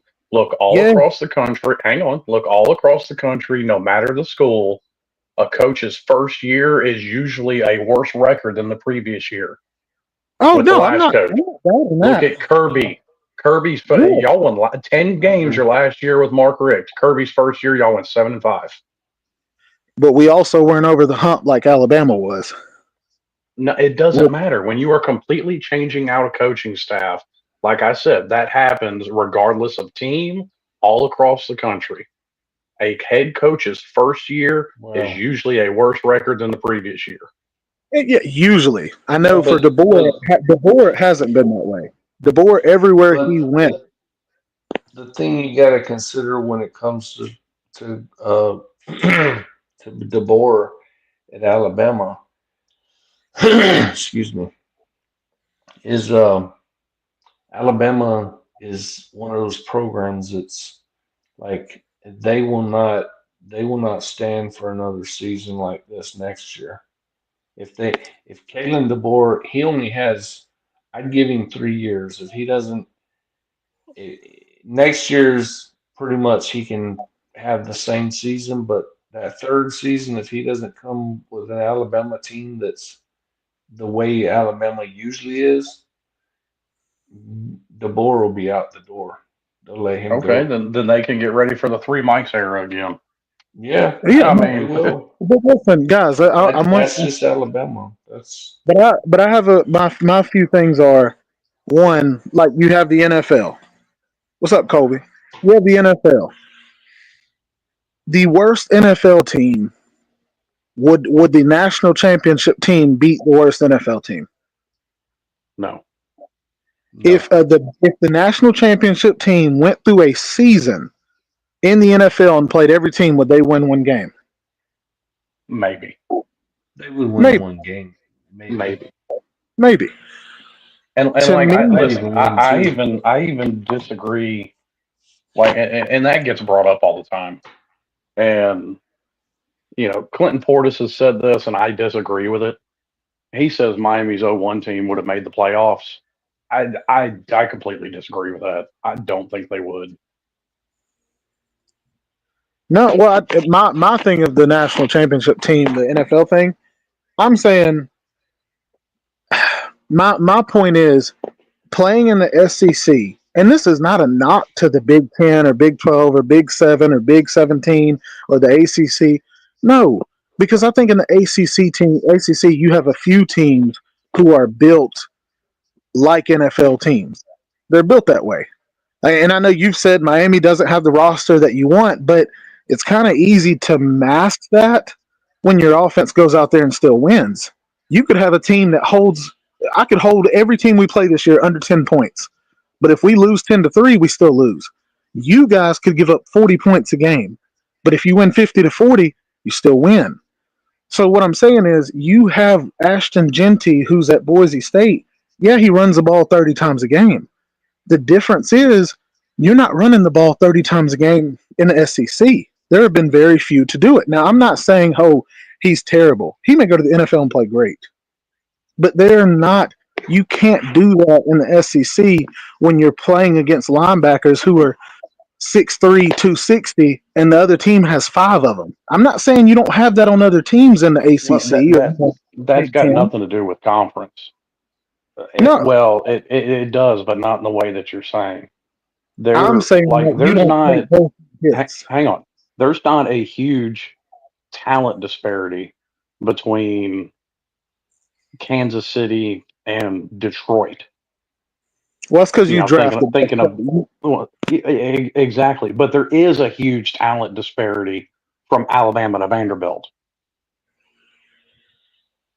Yeah, no, So no, that's why it's not a fair comparison. but you're also not playing 10 Vanderbilts a year. Okay, nobody is. No, but we what? Okay, and that's another one. Indiana played what? Two teams above 500 winning percentage, right? Mm-hmm. In the SEC, if you played two teams above 500 winning percentage, and I know this sounds biased, that's completely different. Just because a team is 6-6, or we'll say they're 5-7 in the SEC, if you're 5-7 in the SEC, but 5-7 in Indiana's conference and the big, what are they, Big 10 or Big 12? Big Ten.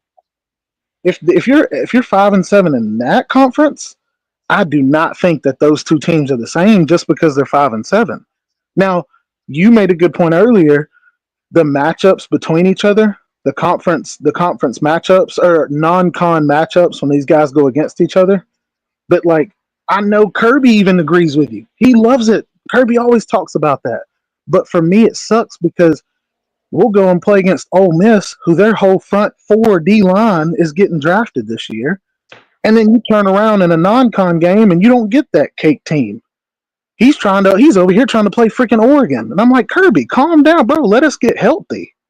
Our running backs just, you know what I'm like, that's my point is it seems like other teams don't have to fight that kind of fight all year long. What It kind of seems like fight? Hang on. What kind of fight? Kentucky, again, they're 4-8. Stop it. but Vanderbilt, they're not the Arkansas, same kind get of out four of and eight. here, man. But why are they 4-8? Are 8 of those teams all from non-con, or are those from the teams in the SEC who were all NFL built, who were all looking like Okay, NFL teams? okay, okay. Arkansas, most everybody agrees. Big 12 is the worst Power Four conference. Arkansas lost to the worst team in the Big 12. Arkansas Oklahoma also got State his did. tail handed to them Oklahoma all State year. did not have a conference win. Yeah. So you literally lost to the worst team in the Big 12, and that's a So, mid-tier SEC team. They beat Tennessee. so you're telling me Arkansas, who I just said, any team in the SEC who has to play all these SEC teams, the one time they get their non-con game, then they go and lose it. I can't be mad at you because if a boxer has to fight 10 good boxers and you're like, oh, hey, now you get to fight They this guy. played. They played them week one as healthy as they could be and lost to them. Well, then is Arkansas a good team?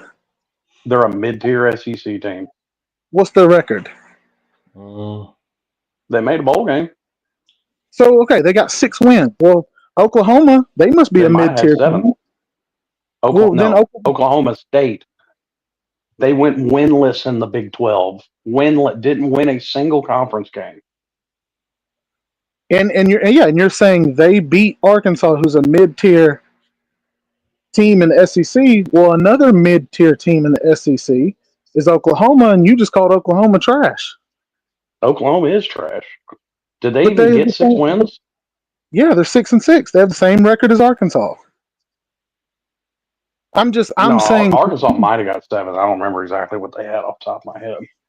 I'm just Yes, saying. and then what did Oklahoma do? They turned around and lost to Air Force or Navy. Excuse me, they lost to Navy. Oklahoma Super Bowl was Alabama. Man, we get to play them. I'm saying that it's a lot different when you have to take that kind of load. Man. What? So okay, You think sound the foolish. teams in the ACC? No, we'll use Miami.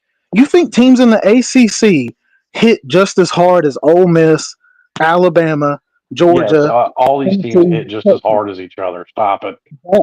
That is the most ignorant statement You in the don't world. hit harder because you have an SEC patch on your uniform. Stop You it. do when you have a 5-star doesn't hit harder than the 3-star. I got 5 stars on my team too. How many? What does it matter? I got 5 stars on my team too. Okay, well that's what I want to count. How many 5 and 4 stars do you have on your team? Because Okay, fine. Only one team in America has more 4 or 5 stars than Alabama, and Alabama's dog shit. Yes, just like we say that, hey, first rounders can be bust too. But what's the percentage of a first rounder being a bust compared to a 5th rounder? The first rounder is lower. Doesn't mean that it can't happen. I'm not saying it's impossible, but stats are stats. Well, actually, no. Now you're moving the goalpost, and when you want to talk about first rounders in the end, hang on. You just made the argument for first rounders in the NFL draft. There are actually more of them that are bust because they go to bad teams and bad organizations. A 5-star has a better chance of getting to the NFL than a 3-star. Correct? Percentage-wise, sure. Yes, that doesn't mean that it's not fulfilled. Yeah, and that's what I'm saying. It doesn't mean that you'll go, but you have a higher percentage to. That doesn't just because Alabama has more stars than your team doesn't mean they'll win. But percentages say that they should win. Michigan should beat Appalachian State, but that doesn't mean that's they did not the win. argument you made. I am making the they argument hit harder in the SEC because that's just how it's played in the SEC. and I call No, bullshit. I said because the teams are more talented in the SEC because of star power. There are more teams in the SEC with more 4 and 5 stars than there are in any other conference. Clemson Okay, may be rated the same. no team is more talented than Ohio State, and no team gets called softer more than Ohio State. Okay, so that's one team. I didn't say it was impossible. I That's didn't say it more was than four. That they 100%. have more 4 and 5 stars than anybody. So you're giving me one team that has a lot of 4 and 5 stars? Okay, Alabama. That's another one.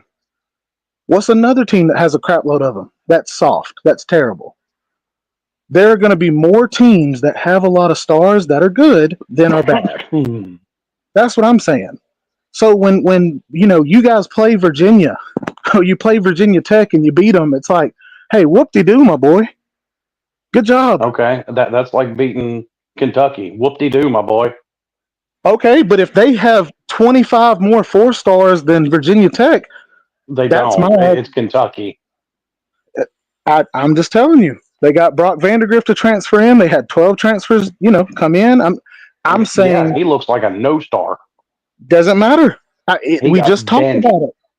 But we just talked about it. Not every 5 star is going to be great. I know that. I'll But take Virginia's quarterback right now over Brock yeah, Vandergrift. but I wouldn't take Virginia's team over Kentucky Shit, I would. if Virginia didn't go 4-8. They did better than that. because they didn't play the teams that Kentucky played. You see what I'm trying to say? Like the star power that Kentucky has to play is not Yeah, the star you're power that talking in Virginia. circles, thinking you're making a point, and you've yet to make one. Okay, if Miami only has what they have, let's say, they have a 90-person roster. If only 30 of those players are 4 star and more, and that's one of the best teams in the ACC. But then you play against Georgia, who has what 75 players that are 4 star or higher. That's my point. You play against Well, Ole Miss, they've got 70, 75 4 stars or higher. Like, that's not even an argument. I got to play against that every week. I'd rather play the Miamis. I'd rather play the Virginia Techs where I'm not playing against all these NFL type guys. okay, well, my 65 or 67% of Miami's roster is blue chip players, 4 or 5 stars. Okay, I there you think go. That's one team. Clemson would probably be right there with you guys. Who else in the ACC is right there with you guys? Florida State. No, they lost a lot. They had a lot of guys transfer out last year, and a lot of guys. Hang on, by 247's roster composite, Florida State's more talented than we are. So you're saying as far as youngness? No. That's the argument. No, because he's not recruiting. Mike Norvell hasn't recruited worth a fuck since he's been there. The best class he's ever had is 10, and that was 2 years ago. Well, I'm about to look that up, but that's fine. That's another one of your Alabamas and Ohio States. Now, Ohio State is not terrible. I know I they've never said lost. Ohio State was terrible. All I said No, is people call I'm them saying soft. yes, but Alabama and Florida well, they State. are soft. Because hang on, because the argument you made is 4 and 5 stars hit harder. Nobody Yes. has more 4 and 5 stars than Ohio State, and no team gets called sophomore than Ohio State. Okay, so Being that's not soft 100% and of the weak, time. that's two different things. And being being soft and terrible, that's two Well, different things. I think people call You Ohio can be State soft. soft and a good team. Well, I think the soft argument comes from their head coach, not their players. Well, I think when I say soft, Ohio State is soft because they train soft. You've seen it I in mean, their spring game. that's fine. I'm just They saying they play also two put hand more guys. tag But in I'm their saying that spring game. the soft argument does not come from the way their team plays. Everybody says that because their coach cries all the time. But I'm saying, Well, no, it's come from the way they've Yeah, played but since he's been the coach. when you well, build that mentality in a spring game that we're gonna play two hand tag, come and that on, look, and that's good. That's that's fine. bullshit. But it's I not mean, 100% of the team. sorry. Not all 100%. Just like the whole people can be a bust if they're a first round pick. Just like a 5 star doesn't always make it to the NFL, but the percentages are higher. The Yeah, percentages but are you're higher. gonna play the way that you train. You're gonna No, I'm play not the talking way about you the Ohio train. State deal. I'm talking about my point of if I have to play teams that have way more 4 and 5 stars every single week, it's a lot different than Yeah, just saying, I can't wait to play Miami 3 weeks from now. They got a bunch of 4 and 5 stars. Well, who and do you play now? and Well, I agree. I agree with the whole point you were making that the SEC is tougher to play against SEC teams week after week Haynes than it King ain't is running the other ball 25 conferences. times a game. Haynes King is not running But the ball 25 times a game in the SEC. but but I believe that is starting to level out more now that you have Yes, it is. NIL and Oh, I it's transfer completely portal. agree. absolutely leveled out. It's starting to That's level that's the out. whole point I'm making. But I don't think it's fully there yet. I think it started, I don't but I think don't it's think fully there yet, no. but it's I So mean, getting okay, there. but once again, the best judge you have is how you play against other conferences. now, and I know that's your personal opinion, but it's That's tough not to a play. personal opinion. When you play head to head against the Big Ten, against the Big 12, against the ACC, that's how you judge. So if my Okay, team's name stamina, these games that you're talking no, no, about. hold on, no, no, no. I'm saying this. Hold on. If I have to play What Miami and better Clemson, judge is there? if Miami and Clemson are the best 2 teams in my conference, then that means 2 of the games on my schedule are going to wear my players down. That's going to be a tough game to play. But What? Now, then that hang on. one What better non-conference, judge is there that you're the best conference other than what you do against other conferences? But I guess my yeah, opinion but is, when you take a game for an example, like you take Miami playing Florida. Florida's poo poo. but They're they they're also terrible. Florida's been getting their tail handed to them by SEC teams Miami. the whole year. Everybody knew Miami was going to win that game. Wait a minute. Wait a minute. No, not everybody knew Miami was going to win that year. There were plenty of people saying Miami Everybody was with going a to lose half a that brain. game. And by the way, we beat them worse than Tennessee and Georgia beat them combined. Yes, but yeah, and it could one. You have the number one offense in the I nation. was You're supposed to do expecting that. y'all to beat Florida like that. But I'm saying that you also are dealing with it. You have the number one offense. Like that. That's what you're supposed to do, right? You're supposed to destroy teams.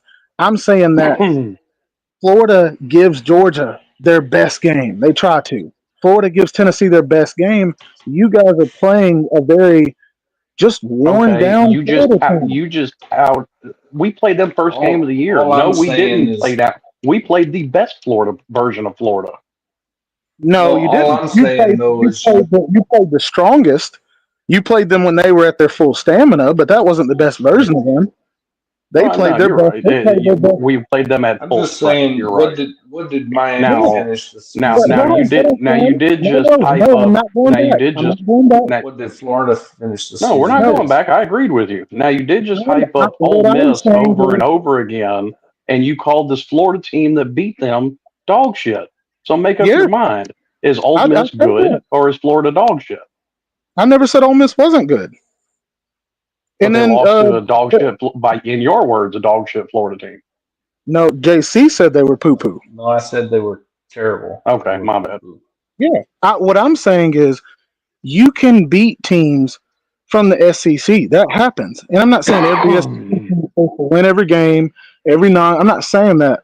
I'm just saying I know it's a lot tougher. To me, it's the difference between fighting in lightweight and heavyweight. And Like, it and doesn't mean heavy. Florida actually got better as the season progressed. But to They me, a played better heavyweight in the fighting, second half of the season than they did in the first I half. think their defense got a little better, but people really overhype how well Lagway was playing. well, I think too, he's so. I don't know. I agree with that. Yeah, I he's think so he's good, but young. you can't He's put it on his back. inexperienced. I'm Well, just like saying you that take I think, out, he got to play an FCS opponent. You take that one away, he threw 9 touchdowns and 9 interceptions. I know. And Mm. this is why I'm trying not to sound like I'm knocking Miami, because it's not that I don't disagree. It's not that I disagree fully with Slim on this. I'm just saying, and this I guess is the way I thought of it too. It's like a heavyweight league, and you take a middleweight and put him in the heavyweight. It's not that he can't win those games, but that man's going to be a lot more beat up by the end of his, 2 3 years or his whatever that next 5 10 fights than he would be if he fought in middleweight. But it doesn't mean that he wouldn't get his tail knocked out in middleweight. It doesn't mean that the heavyweight would go into the middleweight and go undefeated. That doesn't mean that. I'm just saying those guys in And heavyweight. The Miami team also they played well in the first half of the season, and as the season progressed, they seemed to get a little bit maybe because of injuries, I don't know, but they seemed to play weaker. Not I'm not saying they were terrible, but they played Defensively, they did, but they actually second they half. that their offense stayed consistent. The defense, yes, you're right, and that's because of injuries. Playing a lot of freshmen. That's like I said, I hate it because I'm trying so hard to make the argument. I don't want it to sound like I'm against what you're saying, but I do think that the SEC is built with a bunch of heavyweights. Now, I'm not saying that Vanderbilt is a heavyweight, right? It I'm not sounds saying good. that. Would Ole Miss have had a better record in another conference? No, they wouldn't. Yes, Would they would, LSU have a better record in another conference? No, they wouldn't. bro. What? That's the Yes, they difference. That's what LSU I'm would. lost. trying to say. LSU That, lost to USC. Man, be real. so that one game determines how their whole season would go. That one game to you. That one game to you. That's what I'm trying to say because you're basing it off of one game. So Appalachian State beating Michigan that year. So Appalachian State, Michigan lost to Appalachian State. So if they went to their league, they wouldn't go undefeated in Appalachian State's conference. Is that what you're saying? No, look at LSU the rest of the year. They're not a good team. Ole Yeah, Miss is but not a who good did team. LSU play? Tennessee Who is did Ole not a Miss good play? team. Who did Tennessee play? They didn't go around playing a bunch of USCs. They played one and got beat by them for that matchup, that head-to-head matchup. Some coaches get out coached. That doesn't mean that their team isn't strong. When I say that a team is strong like a heavyweight, I don't mean they're strong as in talent, like their team is supposed to beat you by 30. Or like if you were playing the college football game, their team would be a 95 and your team would be an 85. I don't mean it like that. You could be around the same in talent, but I think a lot of coaches get out coached. But it does seem like a lot of these, like I said, the better SEC teams are just built huge. Texas A&M, we saw them buy an entire roster of nothing but blue chip guys. Terrible coaching. So that's where I'm going with that is. I'm not saying Okay, that other then teams the are bad. SEC is full of terrible coaches. Then Oh, I didn't say terrible. I didn't say full of it. I just said that team. Like that is a particular example of one team that bought an entire roster and then did terrible with it. okay, well here's another great example of how just strong the SEC is. A team that's managed to win the Big 12 twice in the past 2 decades came in and made it to the SEC championship in their first year. And they're also a team that is loaded with 4 and 5 stars and are probably in the top three of them. Top They've three been loaded teams. with 4 and 5 stars for the past 20 years. Yeah, I agree with. No, they haven't.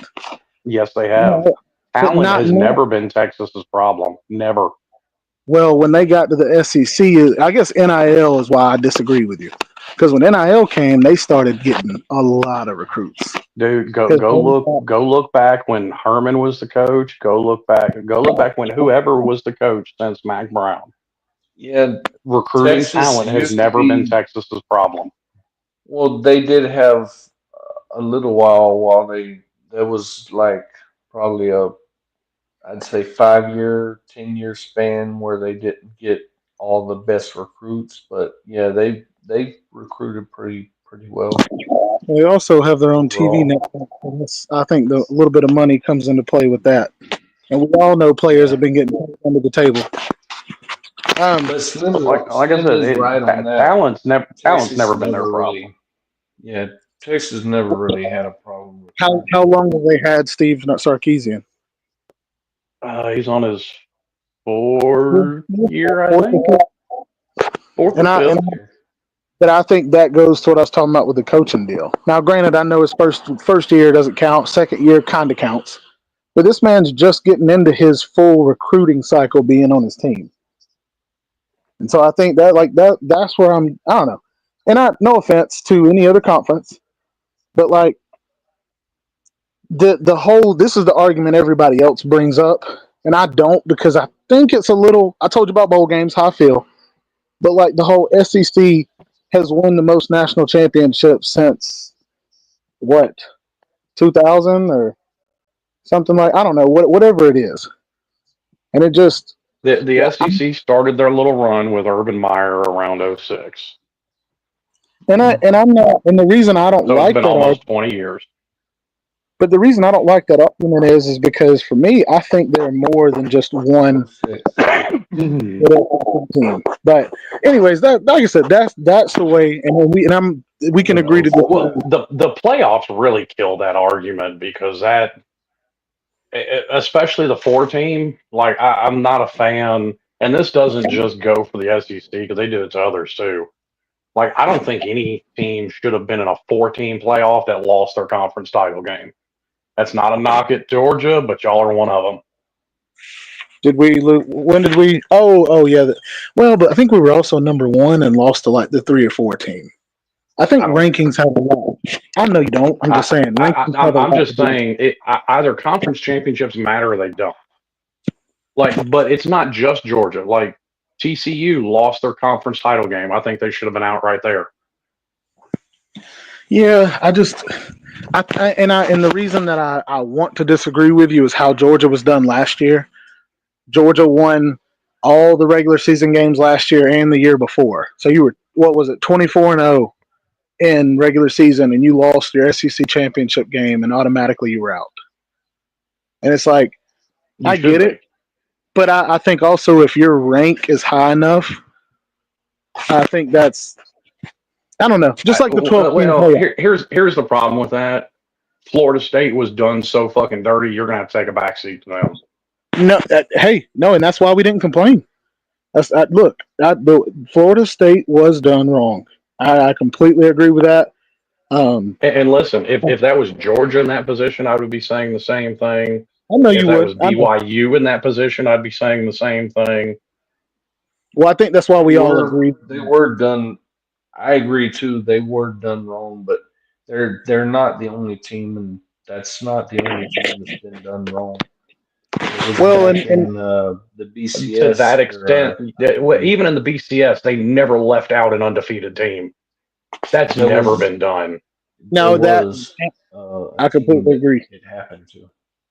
But I think JC's bringing up the point that a lot of Georgia fans were upset about was I want to say it was 2007 where Georgia was like number 3 or number 4, I think, and the number 1, 2, and I think 3 team lost. And this was BCS No, era, of this course. was That's when I Dude, LSU remember had. '07 was this such a was clusterfuck, it though. We was almost ended this up with a was West Virginia Kansas national title. there was one year where Florida State got in, and there was an undefeated team that was left out of the. I think it was the BCS era. No, Well, what you're No, talking about, hang on, what you're talking about, because it was Miami. It was 2000. oh really? Florida I State don't had know if it one was loss. 2000. It was to Miami, and they put It Florida was. State I in don't over Miami. remember. It was the Oh, year that Florida State got in, and the undefeated team was left out. I forgot what wow. No, year it was. Miami I know. wasn't undefeated. The thing was, Miami lost in week 2 No, to a top 10 Washington.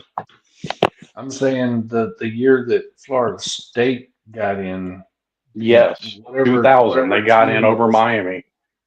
okay. I'm not. I don't know if it was 2000. It was one year. I don't remember what year it was, but it was Florida State got in. The team that should have got in was undefeated, but they were left out. Well, I Well, think I'll put it like this: Florida State got in '98, '99, 2000, and 2013. It might have been 13. Well, 13, Florida State was undefeated, so you really can't argue with that. That was the Jameis Winston team. Well, well, there was another team that wasn't that got in. you're saying probably I know because it was real controversial. It might have been that Florida State was undefeated as well, and there was another team that was undefeated, and whoever Well, Florida State played. they played Auburn in the national title. I do not remember Auburn's record that year. So maybe there was an argument for Auburn not being in there. I don't know, but it made a lot of controversy that year. I remember Well, that. there was a lot of controversy in 2000 because Miami beat There's Florida always State been head to head. controversy though.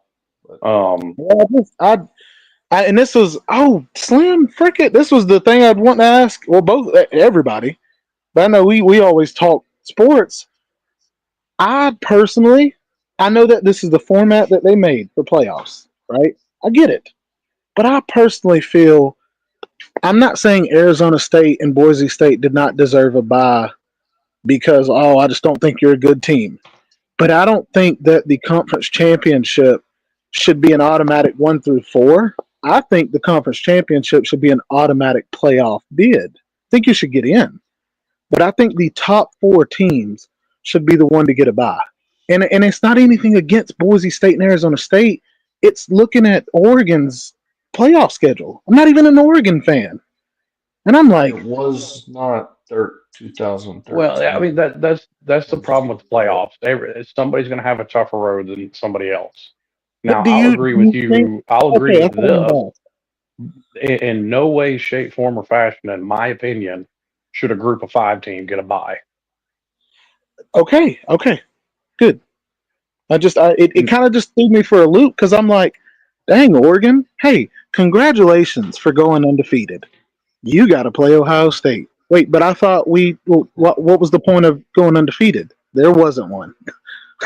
Like, Well, no, we everybody talked about people talked about this heading into the 12 team playoff that there was a possibility that Georgia and Alabama were going to play each other 3 times, or Michigan and Ohio State could play each other 3 times. yes, because of the regular season conference championship. Yeah, I got you.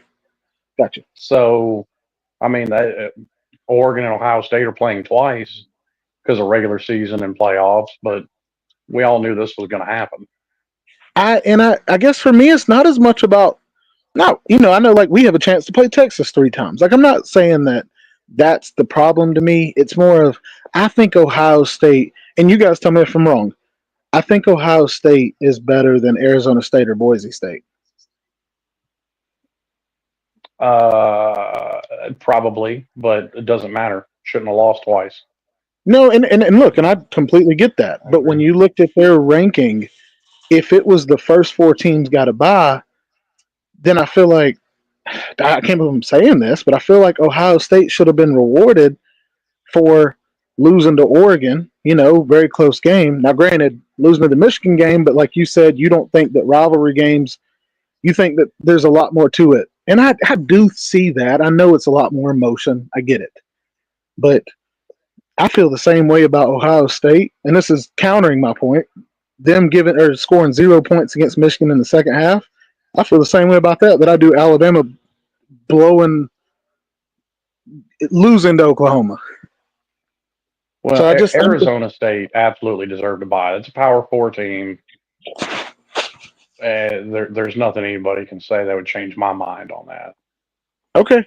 And if you were to tell me, look, Clemson's going to get the bye because they won. Boise State, you're in a lower conference.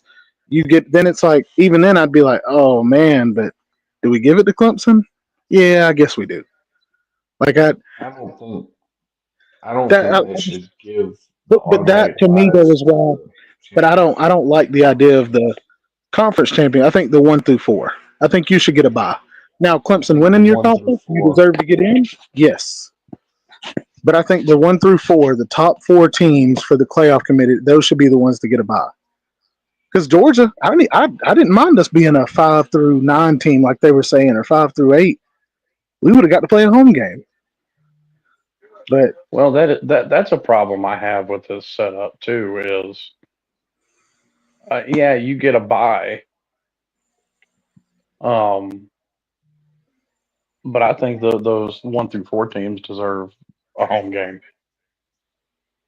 oh wow, okay. So you're saying you kind of get screwed out of that. Kind of. You kind of get screwed out of that if you're one of the teams that get a bye because it's like you play great all season we'd love to give you home field advantage in a playoff game. I don't Yeah, think. Well, I know I it's not get going to change of what I think, but I wish they would either go to 8 or 16, 8 teams or Well, it's 16, not going to go backwards. and We no all know one that. gets a bye. yeah, Either yeah. either 8 or 16, and no one gets a bye. Well, Just they'll have buys. the Those top ain't Yeah, going four. anywhere y'all either. think y'all think they'll go to The top 16? Correct? four will Yeah. get home games. I think Okay. they'll go to 16 eventually. Well, if you go to 16, does somebody get? You know how in March Madness, like in basketball, which I know they have way more teams, but some of these teams will get like a 2 game bye. You think I it'll ever mean, get to that?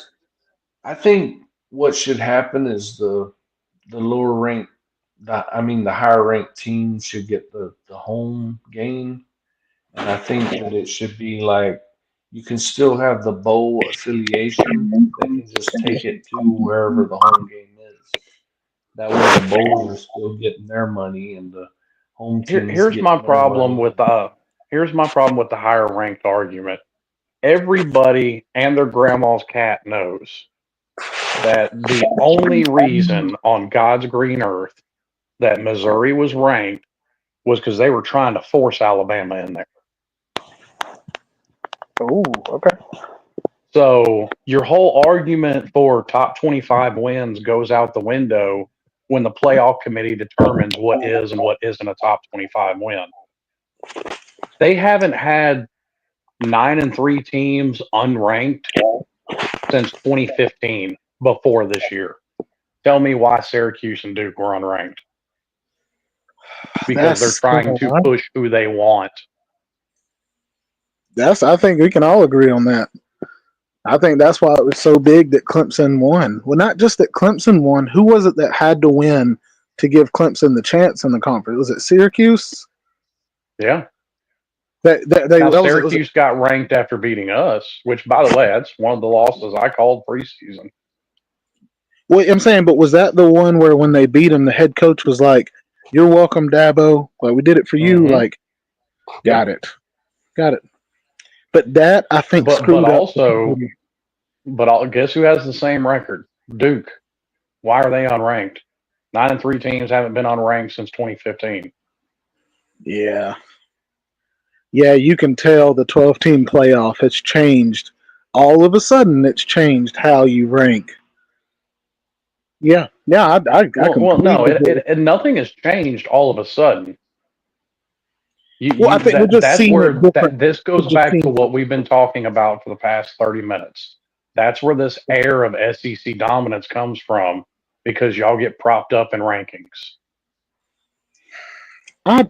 Part of me agrees, but the other part of me now. Okay, you know what? No, I do agree.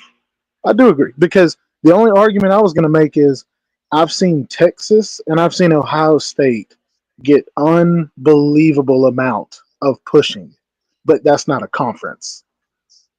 That's just the Oh, sure, team. there's brand bias there too. Now hold on. Now I will say this: I almost felt the way about y'all. That game. I don't even remember who you played, but when they called that a non-catch in the end zone, I felt that way. I felt that way for a good bit. And then as the season went on, they didn't push you guys as much. And I was like, okay. I really Huh. thought they were going to try to force the Miami narrative of like the U is back. Well, number one, I don't care about that narrative. I know Number you don't, two, but I'm saying the money, the TV, think about all the commercials they would have made and the historical old school videos with it. That's what I was like. Anyways, go oh ahead. sure, Miami gets the benefit of that brand, no, without a shadow of a doubt. Here's my thing with that in particular. I think what was more egregious on what you're talking about Yeah. was them calling it a catch on the field. No, look. I do not disagree with that. I just didn't think there was enough evidence to overturn it. Because when I saw the replay, I was like, I can't believe dude called it.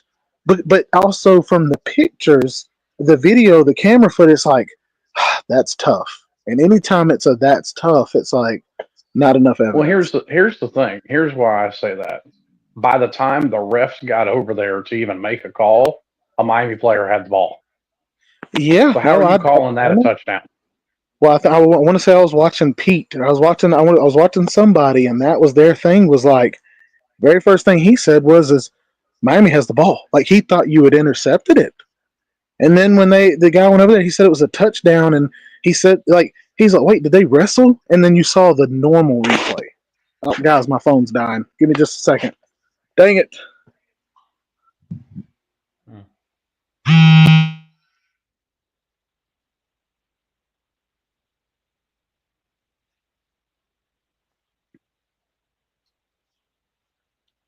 His phone's dying. Yeah, that's what he said. His phone was dying on him. Plug it up. Well, and to what we were talking about, I think what the replay did show was when nobody has possession of the ball coming down, can't call it a touchdown. And I Yeah. mean, it's on one player's leg and two players have hands on it. Yeah. Seems pretty uncontroversial to me, but whatever. I think in that case that I would give the benefit to the receiver, but that's just me. As long as it doesn't hit the ground or anything. Like if the receiver and the defender both had Even it though in their even though nobody possession. had possession of it, like, because the ball never stopped moving, so nobody had control of the ball. Oh well, no, it was incomplete then. Yeah, well, that's the thing. Even the replays showed, until they were on the ground, nobody had control of the ball. Hmm. So that's what it was called. I don't know what play y'all are talking about because I didn't. I don't think I seen that play. What was that during the Miami game or? Yeah, it was the Miami Virginia Tech game. Oh, no, I didn't watch that one. I don't think. I only get to watch so many games, so I don't think I seen that one. Uh-oh, he fell out of his own stream. Well, I guess me and you are running this shit show now. yep. All right. We'll just turn it into a total poop show. I don't like to curse on the TV streams because he doesn't like the cursing and stuff. But I'm not gonna tell you what to do. Do what you want. What I'm did I back. make you think about, SO? I'm back, guys. Sorry. Back. Well, we didn't get your channel taken down, so there's that. No, We were trying. my We were my trying. phone died, but no, I was just saying you were talking about y'all having the brand type. Oh, talking about the catch. It looked like he had intercepted it at first, and when they showed the replay, the just normal dude was like they were wrestling with it, and it was Well, like, yeah, but that's what we were talking about when you fell out. Like, yeah, that ball was constantly moving until after they hit the ground. That's no catch. I know. Like I said, Yeah. that's where I think two things were wrong. He shouldn't have called it a catch, but I don't think they could have. They should have overturned that. But Well, I actually think that there was plenty of evidence to overturn it because the video showed that the ball was on a Miami player's leg. Him and a Virginia Tech player had a hand on it. The ball was constantly moving. Nobody had possession. By rule, game over. yeah, I've seen so many catches where if both guys have it, they give it to the offensive player. Sure, but Not just that's the touchdown. whole thing. Neither guy had it because the ball. Look at it in real time, and the ball never stopped moving. So that means nobody has possession. I think well not I think we both saw this. There was not a referee in position to see that. So when that No, guy there wasn't. when he called it a catch, he I Was the don't most egregious part. Yeah. yeah. when he called it a catch, I was like, oh, okay, like that, because of course, I don't care. It's Miami versus Virginia Tech, so I was like, no way. And then when they went into to think about it or look at it, it took forever, and I was just like, so. But as the season went on, it wasn't as much of a Miami hype train of them trying to push it, as much as it was Cam Ward was just throwing dimes on everybody. Like that's when Oh, you were like, sure. Yeah. Like, and that goes back to my original point. Miami gets the brand hype along with other teams, without a shadow. Like, perfect example when Florida beat uh, when they beat Utah in Florida, and Florida was unranked, Utah was top 10, and they jumped Florida inside the top 15. yeah, yeah, that was Like, yeah. I wasn't running around saying that's necessarily an SEC bias as much as it is a brand name bias because I mean the Gators are a brand name. It is what it is. No, I think the biggest. This was the Texas game, but I think the biggest thing that I saw when we played at Texas was how high profile this game was. They had the drones Yeah. flying around, the fireworks, like They had so many celebrities on the yeah. Texas sideline. And when that call happened, and they call, did you see that slam where they ended up overturning it? Yeah. Like the egregious part. It doesn't matter if you thought that that was this or that. You had already spotted the ball.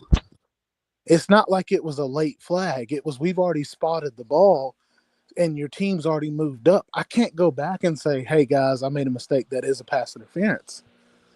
Like, like that to me was like, Well, you're right. Like, here's the thing with that. If and because they threw shit on the field, it's what gave them time to look at it. yeah. The refs can get together and say, hey, did you have a better look at this? Did you have a Oh, better they look they at this? can, but they And they can't can do pick it up the after you. flag at that point. But you can't after you spot the ball.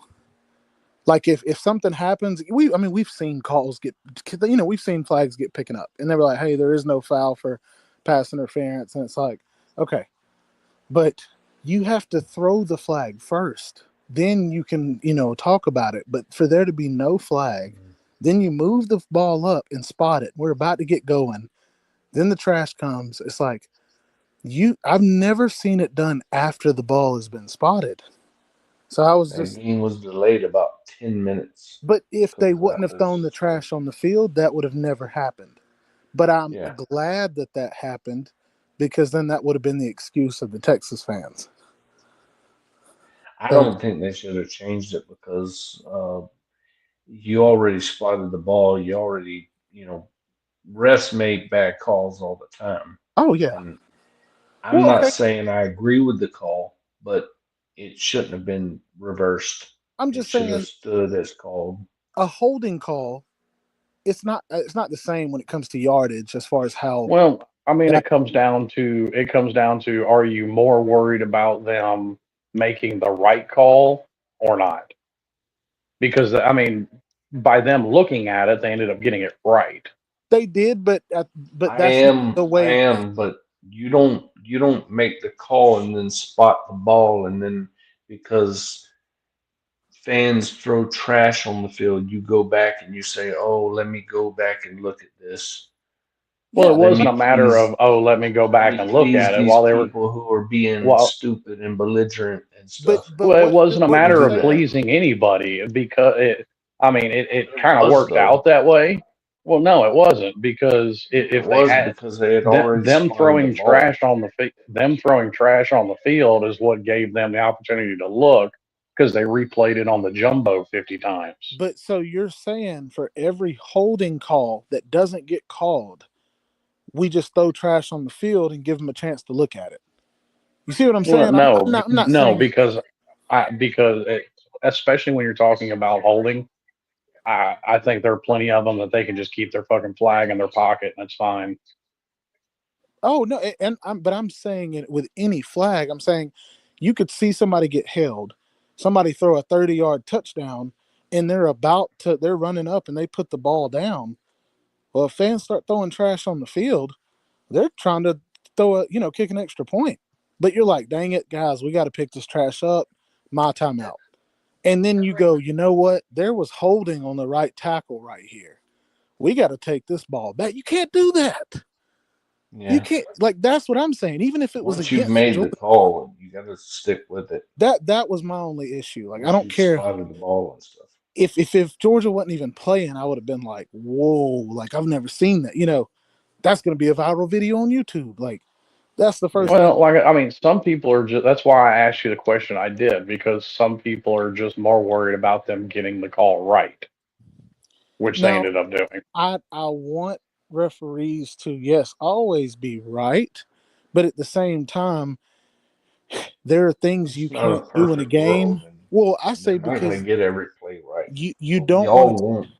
you don't We want it all to want seem them to like you're play. cheating somebody, even if it's the right Yeah. call. Like, how many times have we seen in the NBA somebody steps out of bounds and they call it and they're like, no, he wasn't out of bounds. You look at the replay and the dude wasn't out of bounds. You automatically feel like, man, that dude's a cheater, right? But the replay, yes, helped afterwards. But in that time, I can't go back and stop it. Like, referees are human. So they're not going to get every call right. I want you to get it right, but it's like if we're going to do that for that play, then do it for I, every play. I think it sets the wrong precedent because you've seen it happen in games after that as well. Well, I'm I just think it saying was if you're going to do Ohio that State for game that the play, next do week it for or all whatever. plays. That's all I'm saying. Yeah, I'm That's just saying once you spot the ball, you stick with your bad decision. You yeah. don't change it because some fans throw trash on the field and stuff. You just Guys, I got to get the electric thermometer. it sets a bad example. I'm leaving you guys real quick. Y'all keep talking. I'm going to get the electric thermometer to poke in this butt.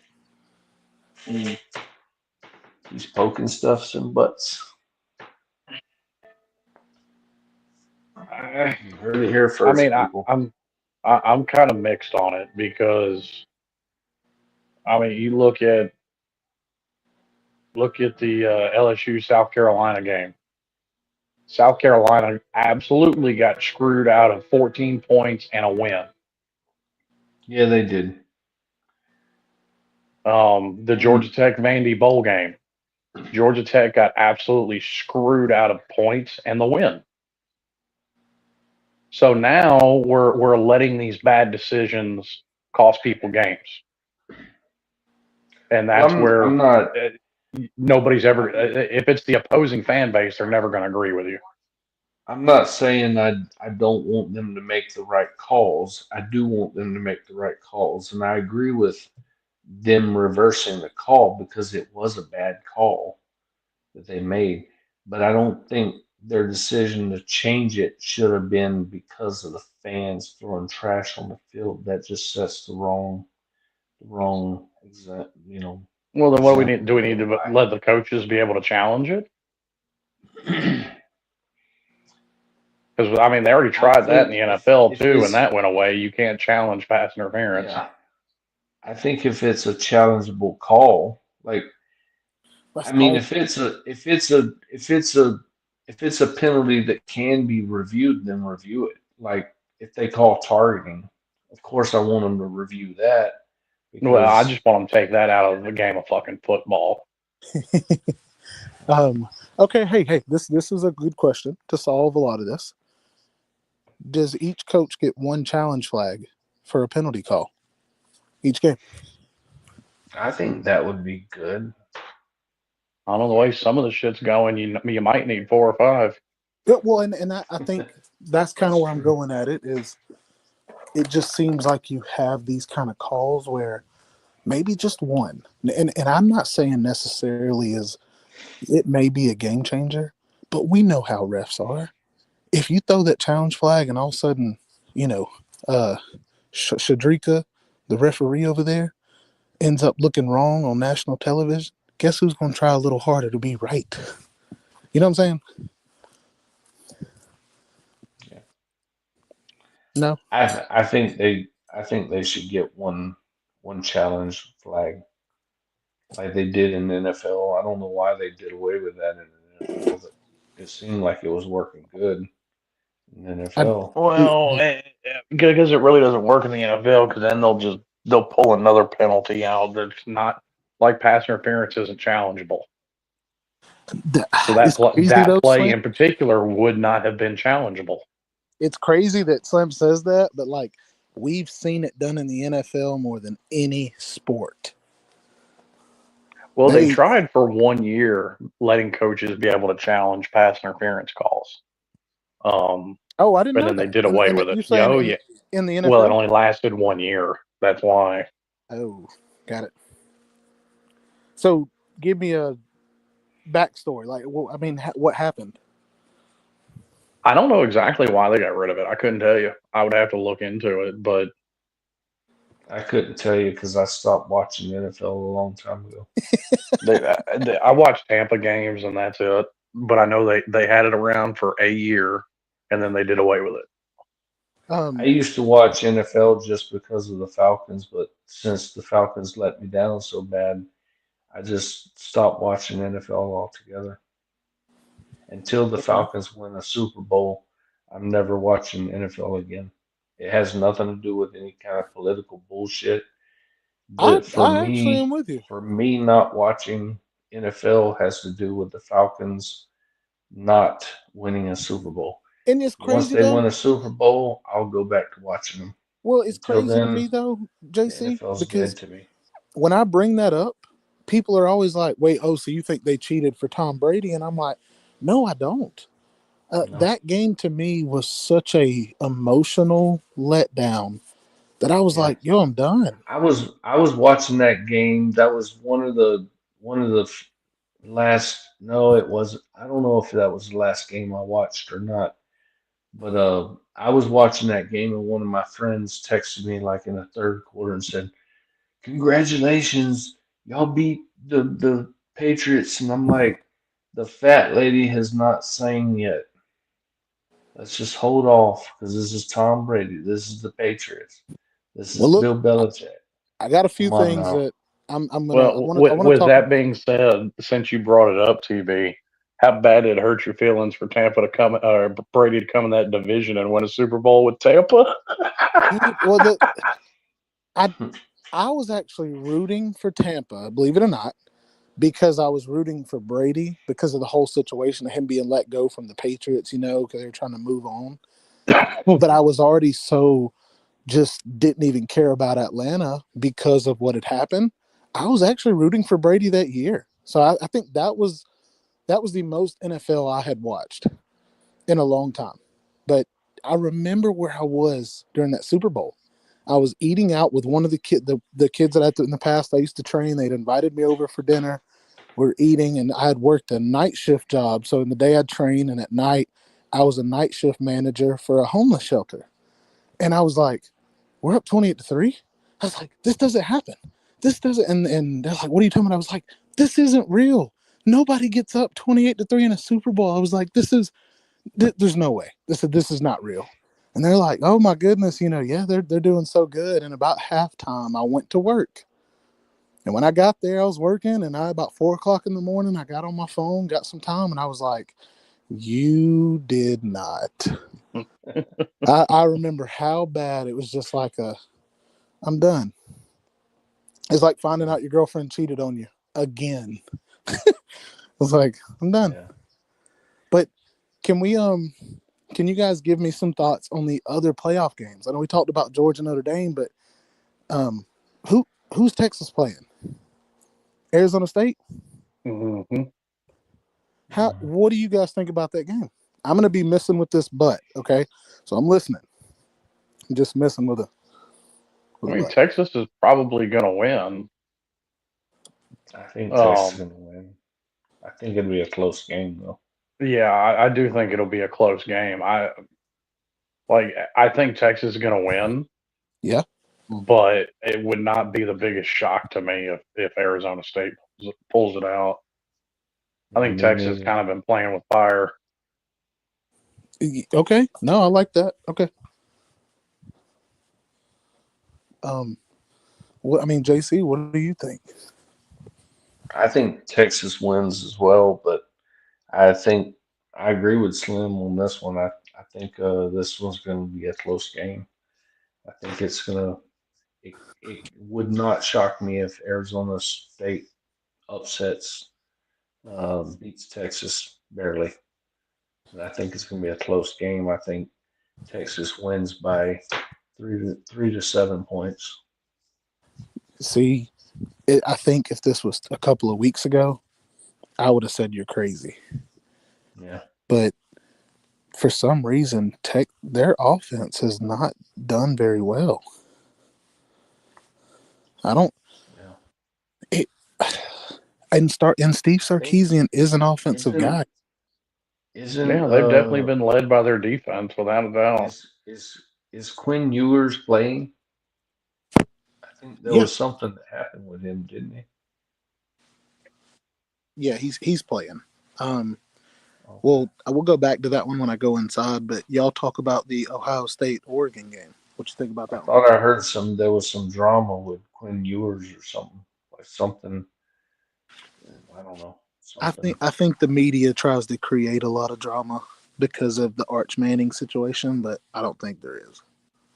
uh, Maybe it was just the media I heard something about. I don't know. But What what do was what was your question, TV? what do y'all think about the Ohio State Oregon game? I think it's probably going to be if the Ohio State team that played Tennessee shows up, I think they can win easily. What I think is more likely is probably something very similar to the first game.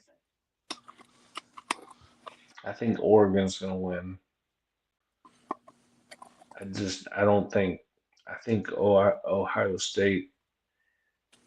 Yeah, they beat Tennessee, but I mean, I don't think they're going to be able to just roll over Tennessee the way they did Tennessee. Well, this is what I I think told. Oregon's way better too.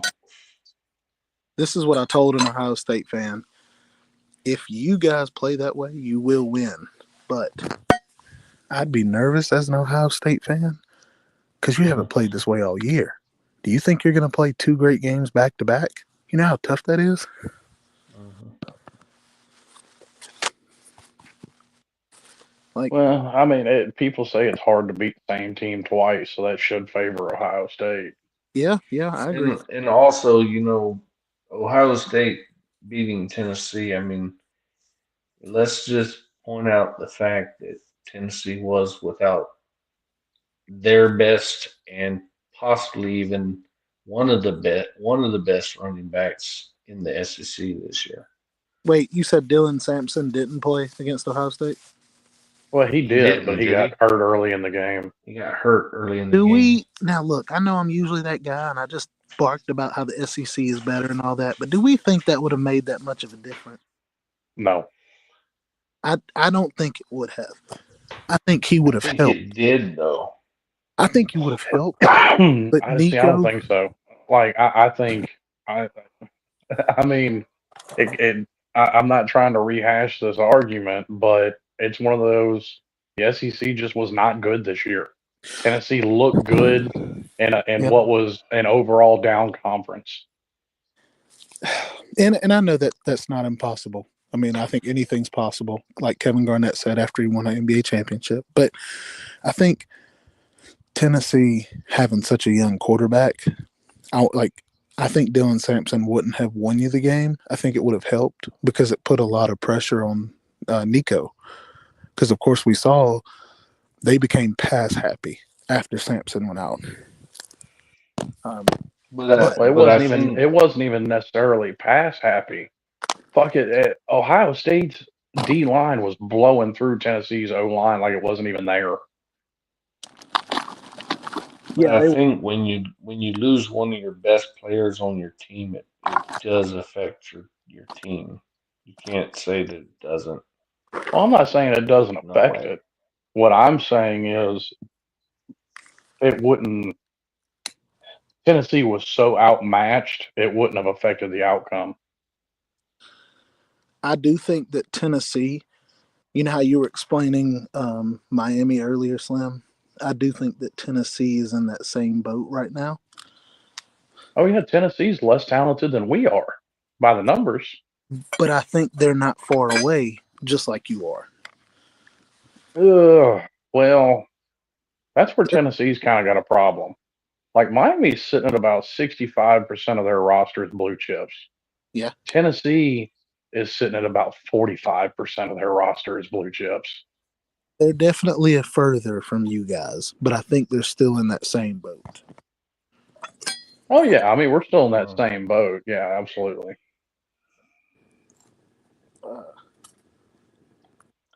I gotta go, TB. I didn't even realize the time.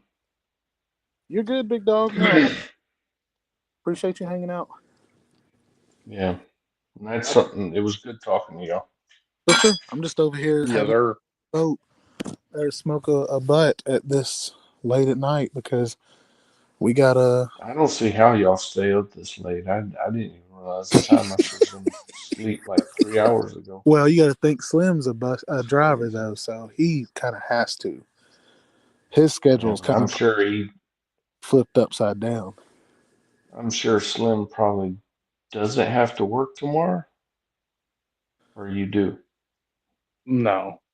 Oh, okay, good. No, I was gonna feel bad if he had to. 'cause If he he had he to.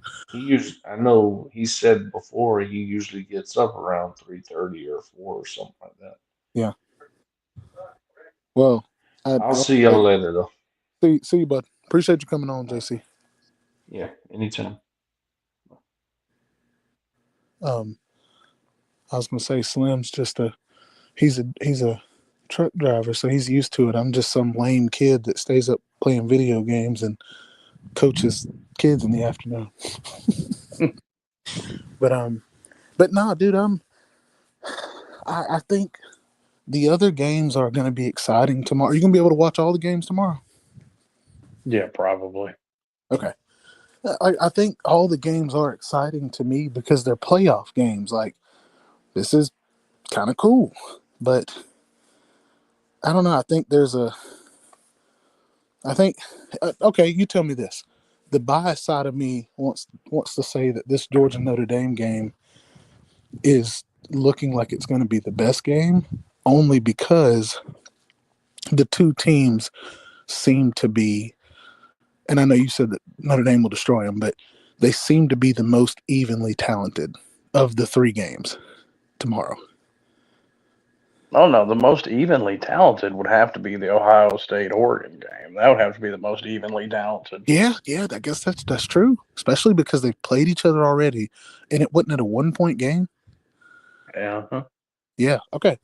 Well, I Well, mean, even just the talent on each team, they're like Notre Dame. Notre Dame plays; they punch above their weight. To use your analogy from earlier, yeah. Notre Dame is not as talented. Really, never has been all Got it. throughout their history. But they're Notre Dame. Well, can we agree though that what's this guy's name? Brian. Uh, it's Brian something. No, Brian Kelly just left Notre Dame. No, but I thought this guy's name was. But what's the black dude's name? Marcus Freeman. Dang. Okay, I'm tripping. Well, my name's Brian. Maybe I want to be the coach. But can we agree this is going to be the guy to get them over the hump? Well, he's already over the hump, right? Or what do you think? Well, no, Brian Kelly made the playoffs twice. What do you think the difference is between this guy and this guy and Brian? I think them getting over the hump would be them winning a national title, which uh, shouldn't be much of a shock. I have Notre Dame making the national title game. Okay. Um, I don't know. I am worried about this game. It's not like a regular season game, of course. I'm not saying that, Oh yeah, there's no next week if you lose this one. but do I sound like a bad fan for saying even if we lose this game, I'm not going to be mad? Well, no, you're in the playoffs. Why would you be? Well, I see it more of a way of having our backup quarterback. This guy has 80 snaps under his belt as a backup, and think of how many of those are trash minutes. I mean, you're focused on the offense. I think you should be more worried about your defense. I mean, now look, I won't Dude, disagree. I put it like the number, and you're right. You're absolutely right when you say numbers don't tell the whole story. Yeah, Uh, at the end of 13 games, as bad as Miami's defense is, they're still top 25. yeah. Georgia's sitting at 36. But then my argument comes into y'all's offense beats the life out of teams. Teams don't want to Yeah, come. Teams don't play as hard when they're down by 40 as they do not when enough they're. apparently. Well, but you know what I'm saying. Like that's the only thing I'm like. I do agree because Miami's not the only example. That's why I do agree with you. There have been teams that have really good offenses, but might not have been number one. But then we're able to have that balance. I think for Georgia, a lot of it is. I think we're just not as talented as we've been in the past few years. And I think the proof of that is all the young guys we're playing on defense. We have great linebackers, which we've always had those. But our DB Well, group has been. well, no, you're talented. I mean, as far as talent composites and all that shit goes, I mean, you're Yeah, yeah. you're either the second or third most talented I'm team in the just country. saying compared to the Georgia teams that we've had Georgia defenses we've had the last couple of years. Well, no, your defense isn't. It's as talented. Is it as good? No. Yeah. Good point. Yes. That's what I'm trying to say is I know we're not there yet, but like the Ellis Robinson kid started getting snaps over Julian Humphrey, and then you had Daniel Harris. Daniel Harris is a redshirt freshman, or yeah, Daniel Harris, redshirt freshman, and then Ellis Robinson's a freshman, and they're getting snaps over cornerbacks we have that have been there 3, 4, and even Dan Jackson. Well, Dan, okay, that happened in 2021 too, when we your had defense we was at had its peak. we had one that was when Malachi Stark started at cornerback and got the pick against Oregon. I remember that first play of the game. But that's when we had the what the like 7 guys off our defense get drafted, 5 of them in the first round. Like I just don't. When other Georgia fans talk to me about this and they're like, the defense isn't great, I know it's not. I know you're not saying it from that perspective. I'm saying we can't always rely on the defense to be so star studded that they just make people almost like make people submit. Oh, I'm not saying it has to be like 21 every year, No, I know you're not. but I, but I, but by what it should be with the talent that you have, it's bad. I think that both should complement each other. You Well, know, absolutely, but listen, with Kirby Smart as your head coach, you're going to be a defensive led team. That's what you're going to be. That's what you get with a defensive guy as a head coach. yeah. Is what it is. Hey, hold on. Now Ryan came that in. being said, Go ahead, son. that being said, your defense should absolutely be playing better than the number 36 total defense in the country. I I know. I'm not saying it has to be number one. It it it is a failure if it's not in the top 20 with the talent that you have. No, and you already know like what I said earlier. I do think a lot of it has to do with your offense not being able to sustain drives. So your defense has to play a lot more. They have to be on the field a lot more. I think it's easier to break a defense down the more times you get to go against them. But I don't think. Especially as the season goes on, you're right. Because like I gave you Miami's as an example.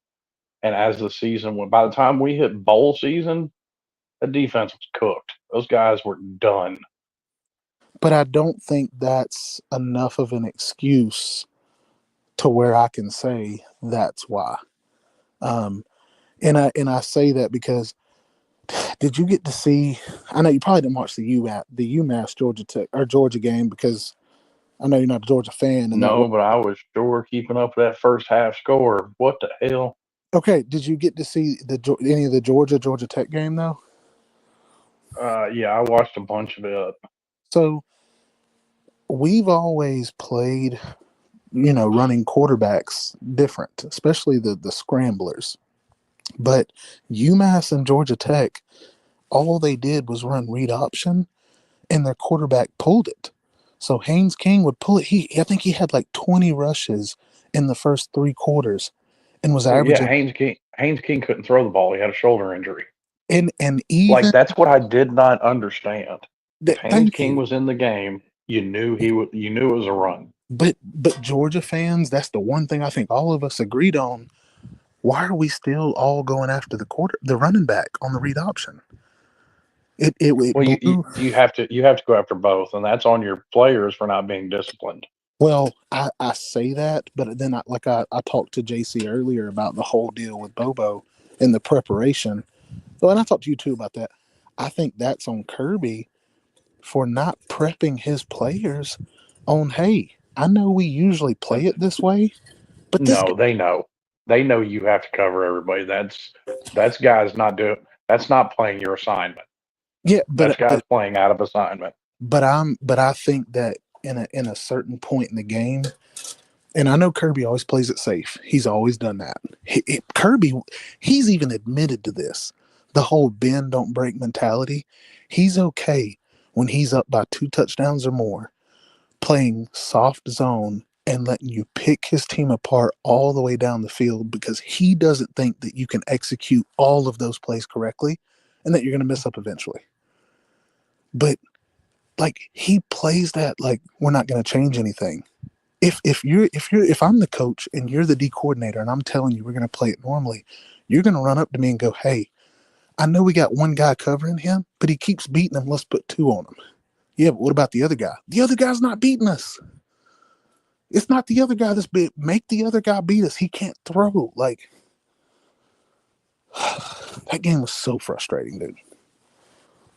But the crazy part is UMass did the same exact thing. UMass, their quarterback pulled it and ran the whole time, and not one time did we try to do anything except put a quarterback spy on them. But when the quarterback spy is a 6'5", 270-pound DN, he's going to outrun him every time. So that's sorry. I know it was a rant. I'm just saying that, dude. Everybody in the world was talking about that UMass game because they took it all the way down the field, like 3 possessions in a row. But yeah. Anyways, Ryan said that's retarded take. Notre Dame has the second most Heisman winners of all time. Notre Dame has no talent. But I'm not saying that you okay, Colorado had a Heisman winner, but their team doesn't have a lot of talent. They got 2 top 10 picks, but their team Okay, but their I guess team I doesn't. have to write this out with crayon. Uh, Cam Ward was a no star coming out of high school. He was a finalist for the Heisman. That's what I'm talking about. When you pull up the talent composites, Notre Dame's not going to be up there with Georgia Yeah. Agreed. No, okay. I thought you were talking to me. I was like, because what? well, no, to his Yeah, point, I got you. because Notre Dame has always held higher academic standards that they will not budge on whatsoever. That's one thing Brian Kelly said that he was absolutely right, that Notre Dame will not make exceptions for. So no, they're not going to get the most talented guys out there. That doesn't mean you can't overachieve with them with good coaching.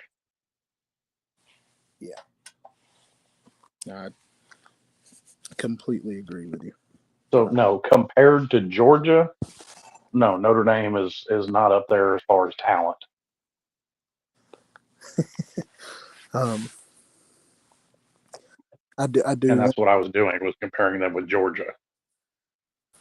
Yeah, I mean, you said it too, though, with the Georgia's defense when you were talking about are they as talented? Yes, but are they as good? No.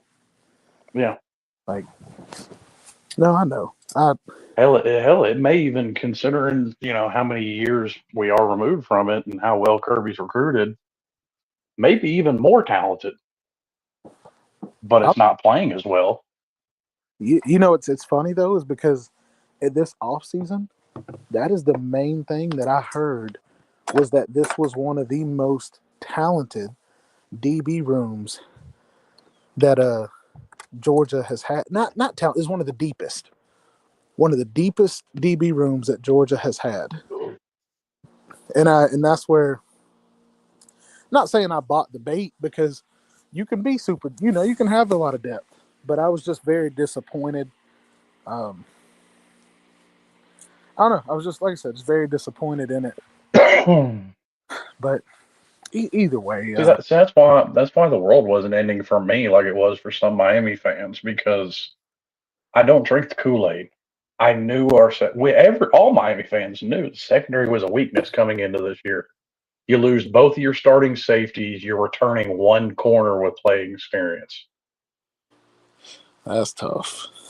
or well, significant playing experience.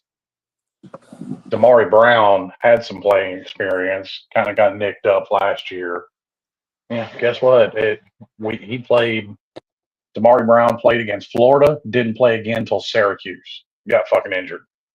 What? Why didn't he play again or play till? He got injured. Oh, you're saying that's why he didn't play till? Okay, I thought you meant like he. Wait, did he get hurt afterwards too? No, Or he got hurt we played Florida week 1. yeah. He got hurt in that game. Dang. Didn't play again until Syracuse, which So, was the last game of the year. so the only experience you So we had. had one experienced corner, a transfer safety, but had never played on the team before. Got it.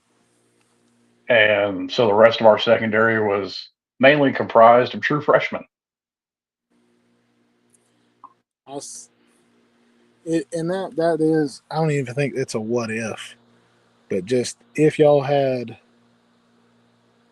a better defense, how much different? Oh, sure. But see, that's all Miami fans will fixate on is what could have been Yeah, instead of just looking at the fact, what's way more egregious is that Cam Ward broke school records and single season records set by Bernie Kosar in 1980 fucking 3. yeah.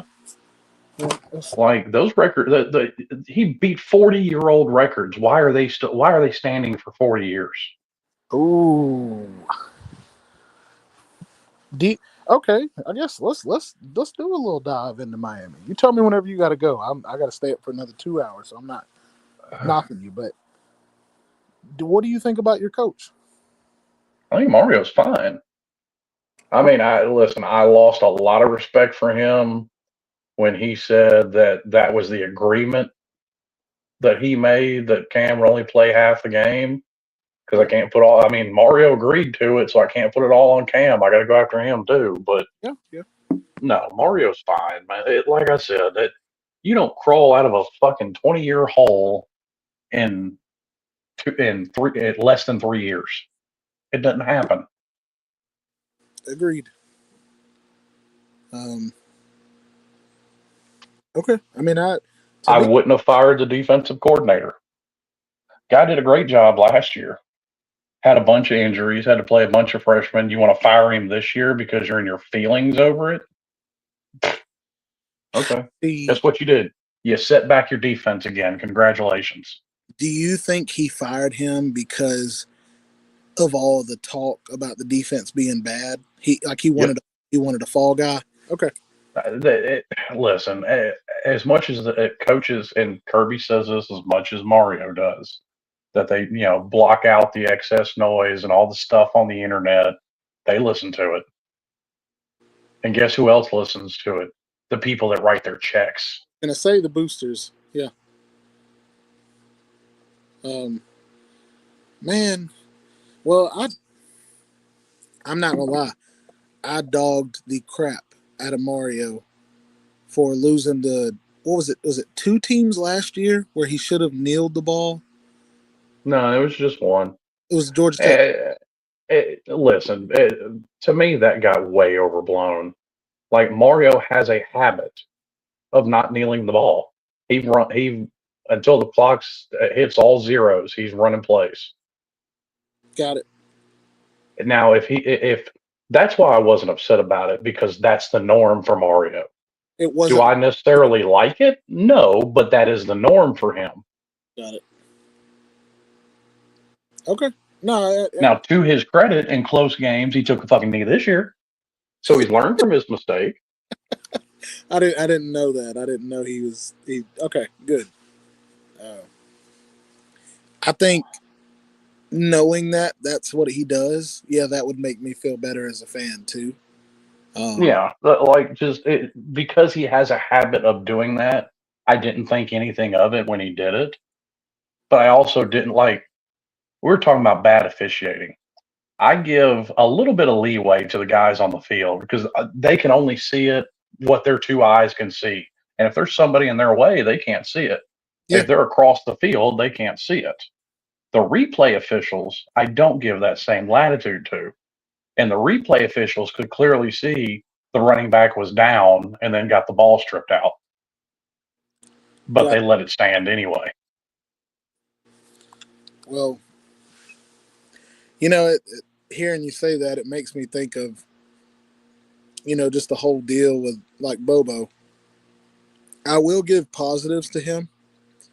Um, and this might be what frustrates me a lot because I guess thinking this way is like it does kind of irritate me. So what Bobo has done his whole career, and it's not just him. You know this. Defensive coordinators do it too. They run a script to begin the game. Some Uh, people do a six oh, yeah, play. everybody has first drive or two are all scripted. Yes, yeah, and some people have the first 20 plays because they just want to see how it lines up, how it matches up, and that's not a bad thing. But it's Yeah, so it's kind of like boxers feeling each other out in the first round. yes, exactly, yeah, exactly what it is. Well, I've noticed sometimes you'll see Bobo will do it. How you say it? He'll do it for more than just one quarter. Um, and you're like, okay, I'll get it. That's cool. But he does it for such a good bit. Well, when he's not on his script, there are times where he looks like the most beautiful offensive coordinator in a row. And I say that because this guy, how you say it? Whenever we throw the ball downfield, like when Carson would throw it downfield, the screen plays that he runs that he gets a lot of crap for, they work beautifully. And that's the part that, like you were saying, I I think if Notre Dame plays it right, we could get into trouble. But if we can throw a few plays downfield and keep them honest, I think it helps to run those screen plays. But Well, I think something you're going to have to get used to yeah, with Kirby Smart as your head coach, he's not looking to put up 40, 50 points a game. He's now not. I guess, and Defensive guys are not looking to do that. I'm not against it, and I know we were spoiled with Todd Munkin, but it felt like Todd Munkin was just very unpredictable, and that this guy he would he was just unpredictable. He would stay on the field. He sustained drives, like all these little things that it was Well, no, nice. it was Stetson's mobility that sustained drives. I'll give it that. And I know that Gunner doesn't have the downfield passing that Stetson has, but let's hope that he can at least give No, us somewhat of the mobility. Stetson doesn't really have downfield passing. Like that was the knock on Stetson. All of his passing was within 5 yards of the line of scrimmage, either behind it or in front of it. I'll give it some of it, but there were a lot of passes. Now, granted, Ladd and Brock Bowers are very good players, but there were a lot of plays that they had that were downfield. But I'm not. No, that's the whole thing. Like especially with Brock, no, they're not. Brock just turned them into the downfield plays because of his ability. Now, okay, yes, I do agree that he did that with a lot of plays. But there were some passes to Brock that were downfield because of mismatches between him and linebackers. And that was the whole point, was to get that mismatch. Ladd had downfield plays a lot. I know Arian Smith has them if he would catch them. But the other part of what I was saying was I know that Stetson threw the ball downfield a little bit. Carson throws it downfield a lot more. But the hard part about saying the reason we were good is because of Brock and Ladd is a lot to do with Brock and Ladd were healthy together for 3 games the entire season. And there were times where we didn't have. Last year, but the year before that, they were healthy together most of the year. Yeah, for sure. But last year, our offense looked really good. But we didn't have those guys. It wasn't like we had both of them and they were just destroying defenses.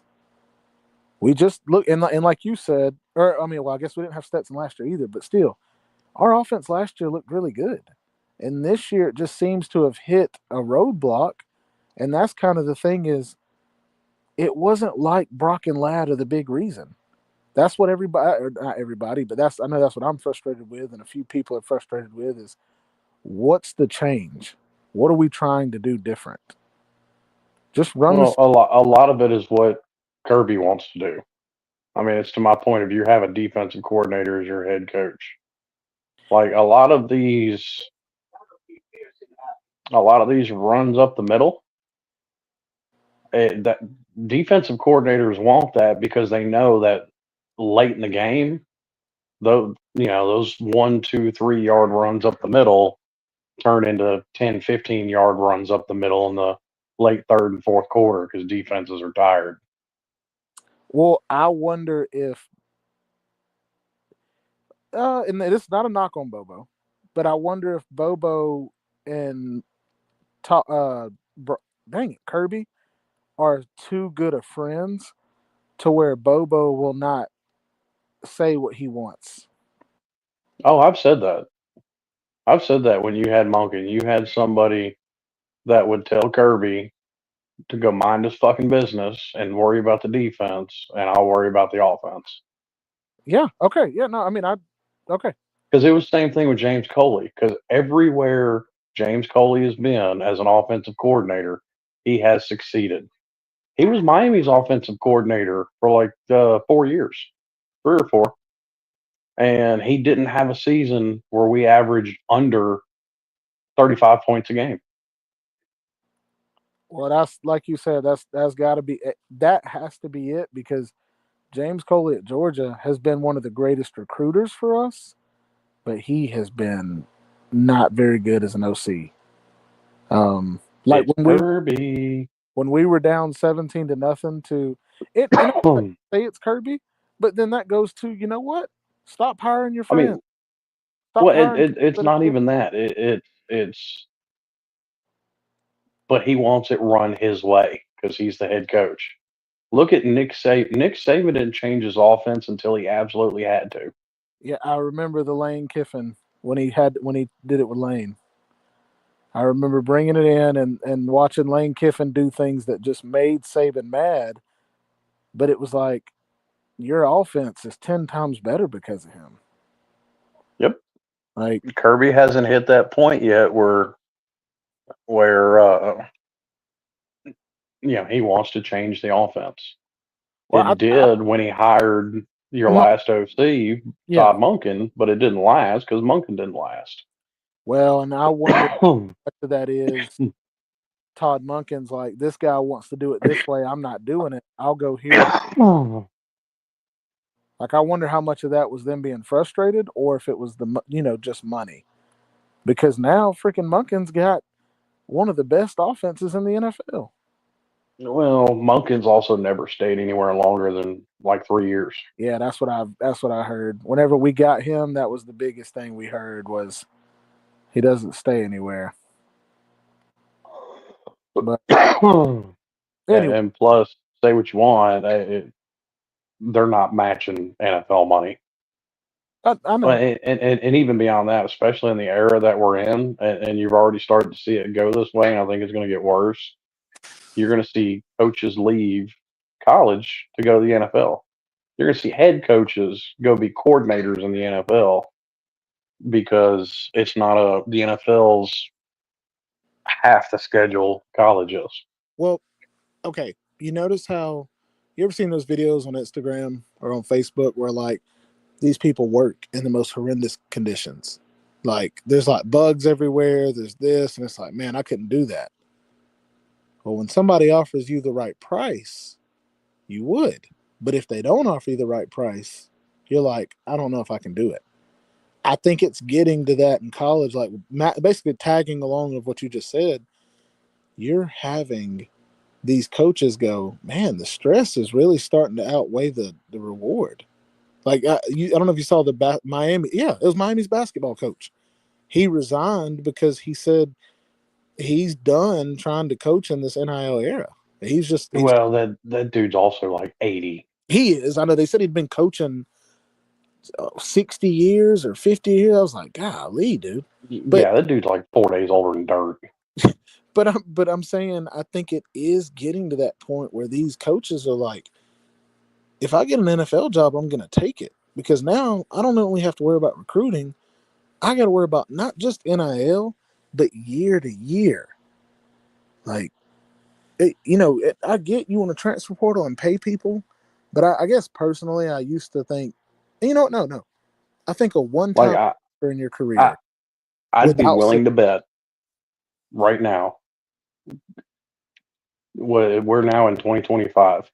yeah. I don't think Kirby will be in Georgia by 2030. Okay, that's you think the NFL will call? Nah, I think he'll probably hang it up. Kirby's been outspoken. He doesn't like this shit. I know. Yeah, I know. That's that's a that's actually not a bad take.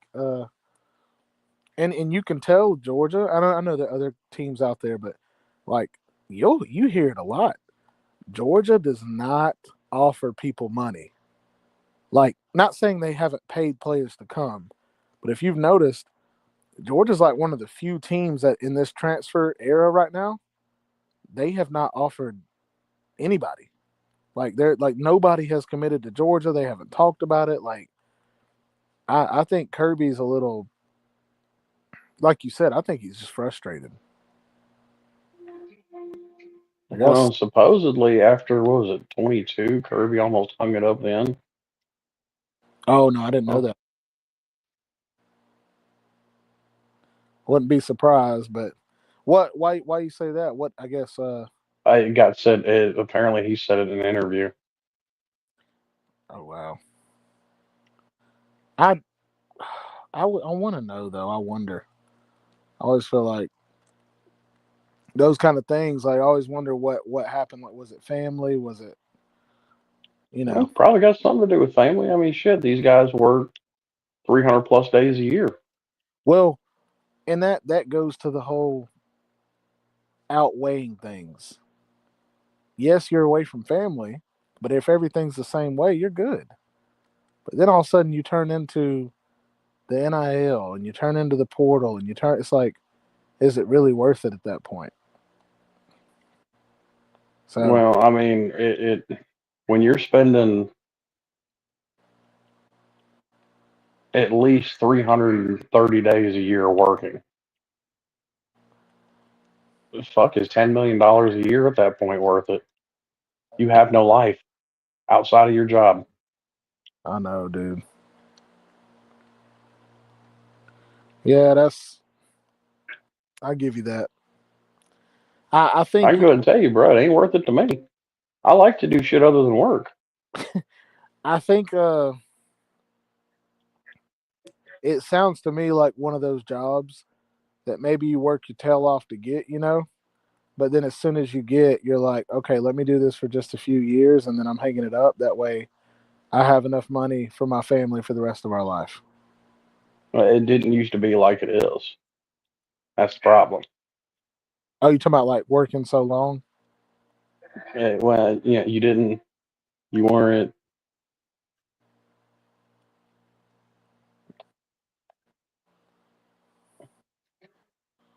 NIL wasn't a thing 5 years ago. I know. Yeah, I know. Uh, I guess we'll finish up some talk. Tell me about got any Tampa Bay news, and are you glad that Baker Mayfield's deciding that he's gonna seems like he's finally matured and that he's taken this team under his wing. He's decided to lead. Shit, they're gonna make the playoffs. We'll see what kind of run they're gonna make. That's one thing I've that's one thing I was talking to somebody about, like with quarterbacks. People don't understand. They're like, somebody was asking me, who did I think Shador was going to go play for? And I was like, well, I said, I hope he goes somewhere where he doesn't have to play right away. And they're like, yeah, but you have all these teams who, they could use him and this and that. And it's like, what's the percentage of rookie quarterbacks that go off and dominate? There's not a lot of them. I mean, how many people have to see Green Bay do it right before they figure out that they're doing it right? Thank you. Yes, yes, yes, and more yes. Well, that's where a lot of people are talking about. If he does go to the Cowboys, that's going to be the move. Is let him go to the Cowboys, let him get 2 years under his belt, and then when you're ready, you can hand the keys over to him. Because Dak Prescott, he's not old, but I mean he's not young. Well, I mean, if I'm a player, the last place I want to go to is Dallas. I mean, unless I know Jerry Jones is fixing to die, yeah, I'm good. it it amazes me how he's got that mindset. He does not care that he's hated the way he is. Like, Well, it's not even that. You remember what I said a minute ago about Monken telling Kirby, go mind his fucking business, go deal with the defense. I know what I'm doing with the offense. yeah, Dallas hasn't been good since they had a coach like Jimmy Johnson that told Jerry to go sit in his little box and shut the fuck up. I know what I'm doing. yeah, that's a great point. I think that's the difference between NFL. Well, I think that's the difference between NFL and college. NFL, you answer to the manager or to the owner, and in college, you answer to your head coach. Sometimes the boosters. Like Jimmy Johnson was able to get away with it because Jerry Jones and Jimmy Johnson went to college together. They both played on an Arkansas team that won a national title. Oh, I did not know that. Oh yeah, it was Arkansas's last national title back in the fuck. That would have been in the '60s. I did not know that either. Yeah, but so that's why Jerry Jones was able, or that's why Jimmy was able to get away with that with Jerry Got it. because they knew each other. And these other guys, uh, you got what's his name, Jerry, who's like basically threatening to fire every single one of the guys that don't do the moves he makes. Well, he's kind of taking a heavier hand with it than since Jimmy's left. Got it. Well, More of a GM role. are you talking about Jerry has? Mm-hmm. Because when Jimmy was there, he was not just the head coach, but he was the GM. Oh, I did not know that. Yeah, Jerry won't let anybody else do that. Dang. Man. Well, either way. I mean, it is what it is. I well, okay. What about this? We'll end on this. Who do you think Shador should go to? Oh fuck. Um,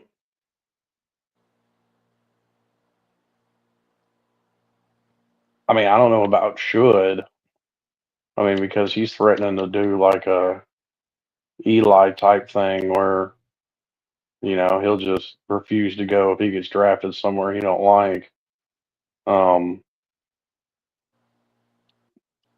I think he'll probably end up in. I think New York will probably take him. Oh, are they ready for that? I think trying to send Shador to New York City probably the worst thing that could happen to him. Why you say that? I don't know if he can handle it. I don't know if he's mature enough to handle it. Yeah, I guess I see what you're saying. It's crazy to think like that, but I mean, yeah, he'd be far from the only one. Plexico Burris couldn't handle being in New York. I do remember him. He's a dude that shot his foot. Yeah. Um, I mean, it's not a knock at him. It's just, the deal with New York, you have to be mature, and don't really think he is. He likes to point the blame at everybody else other than himself when they lose. Kind of a lot like his daddy.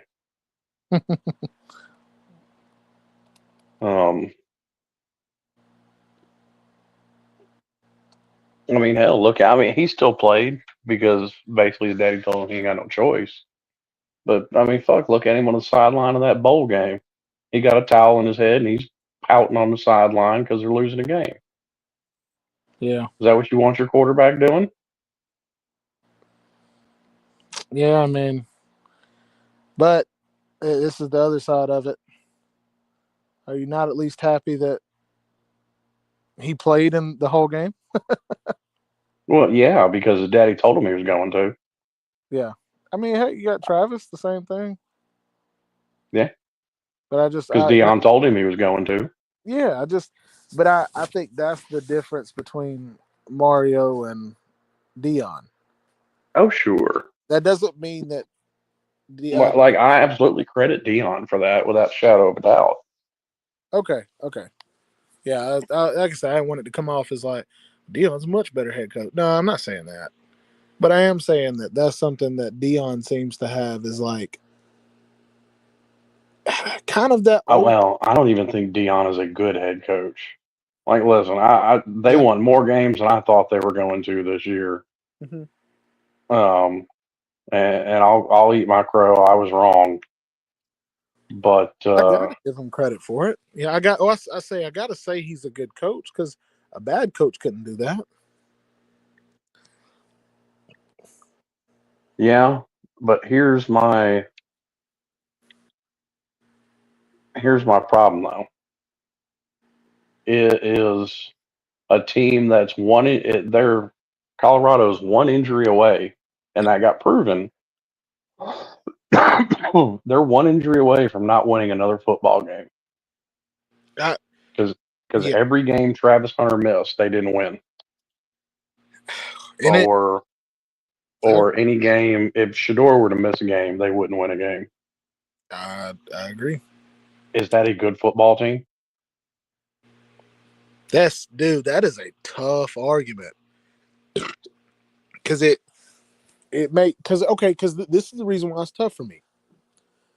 I think the reason he's a good football coach because that I would use your reason to say he was a bad football coach. My way in my pros and cons, I would say, but then it's like, didn't he do the most he could with what he had by utilizing his best players?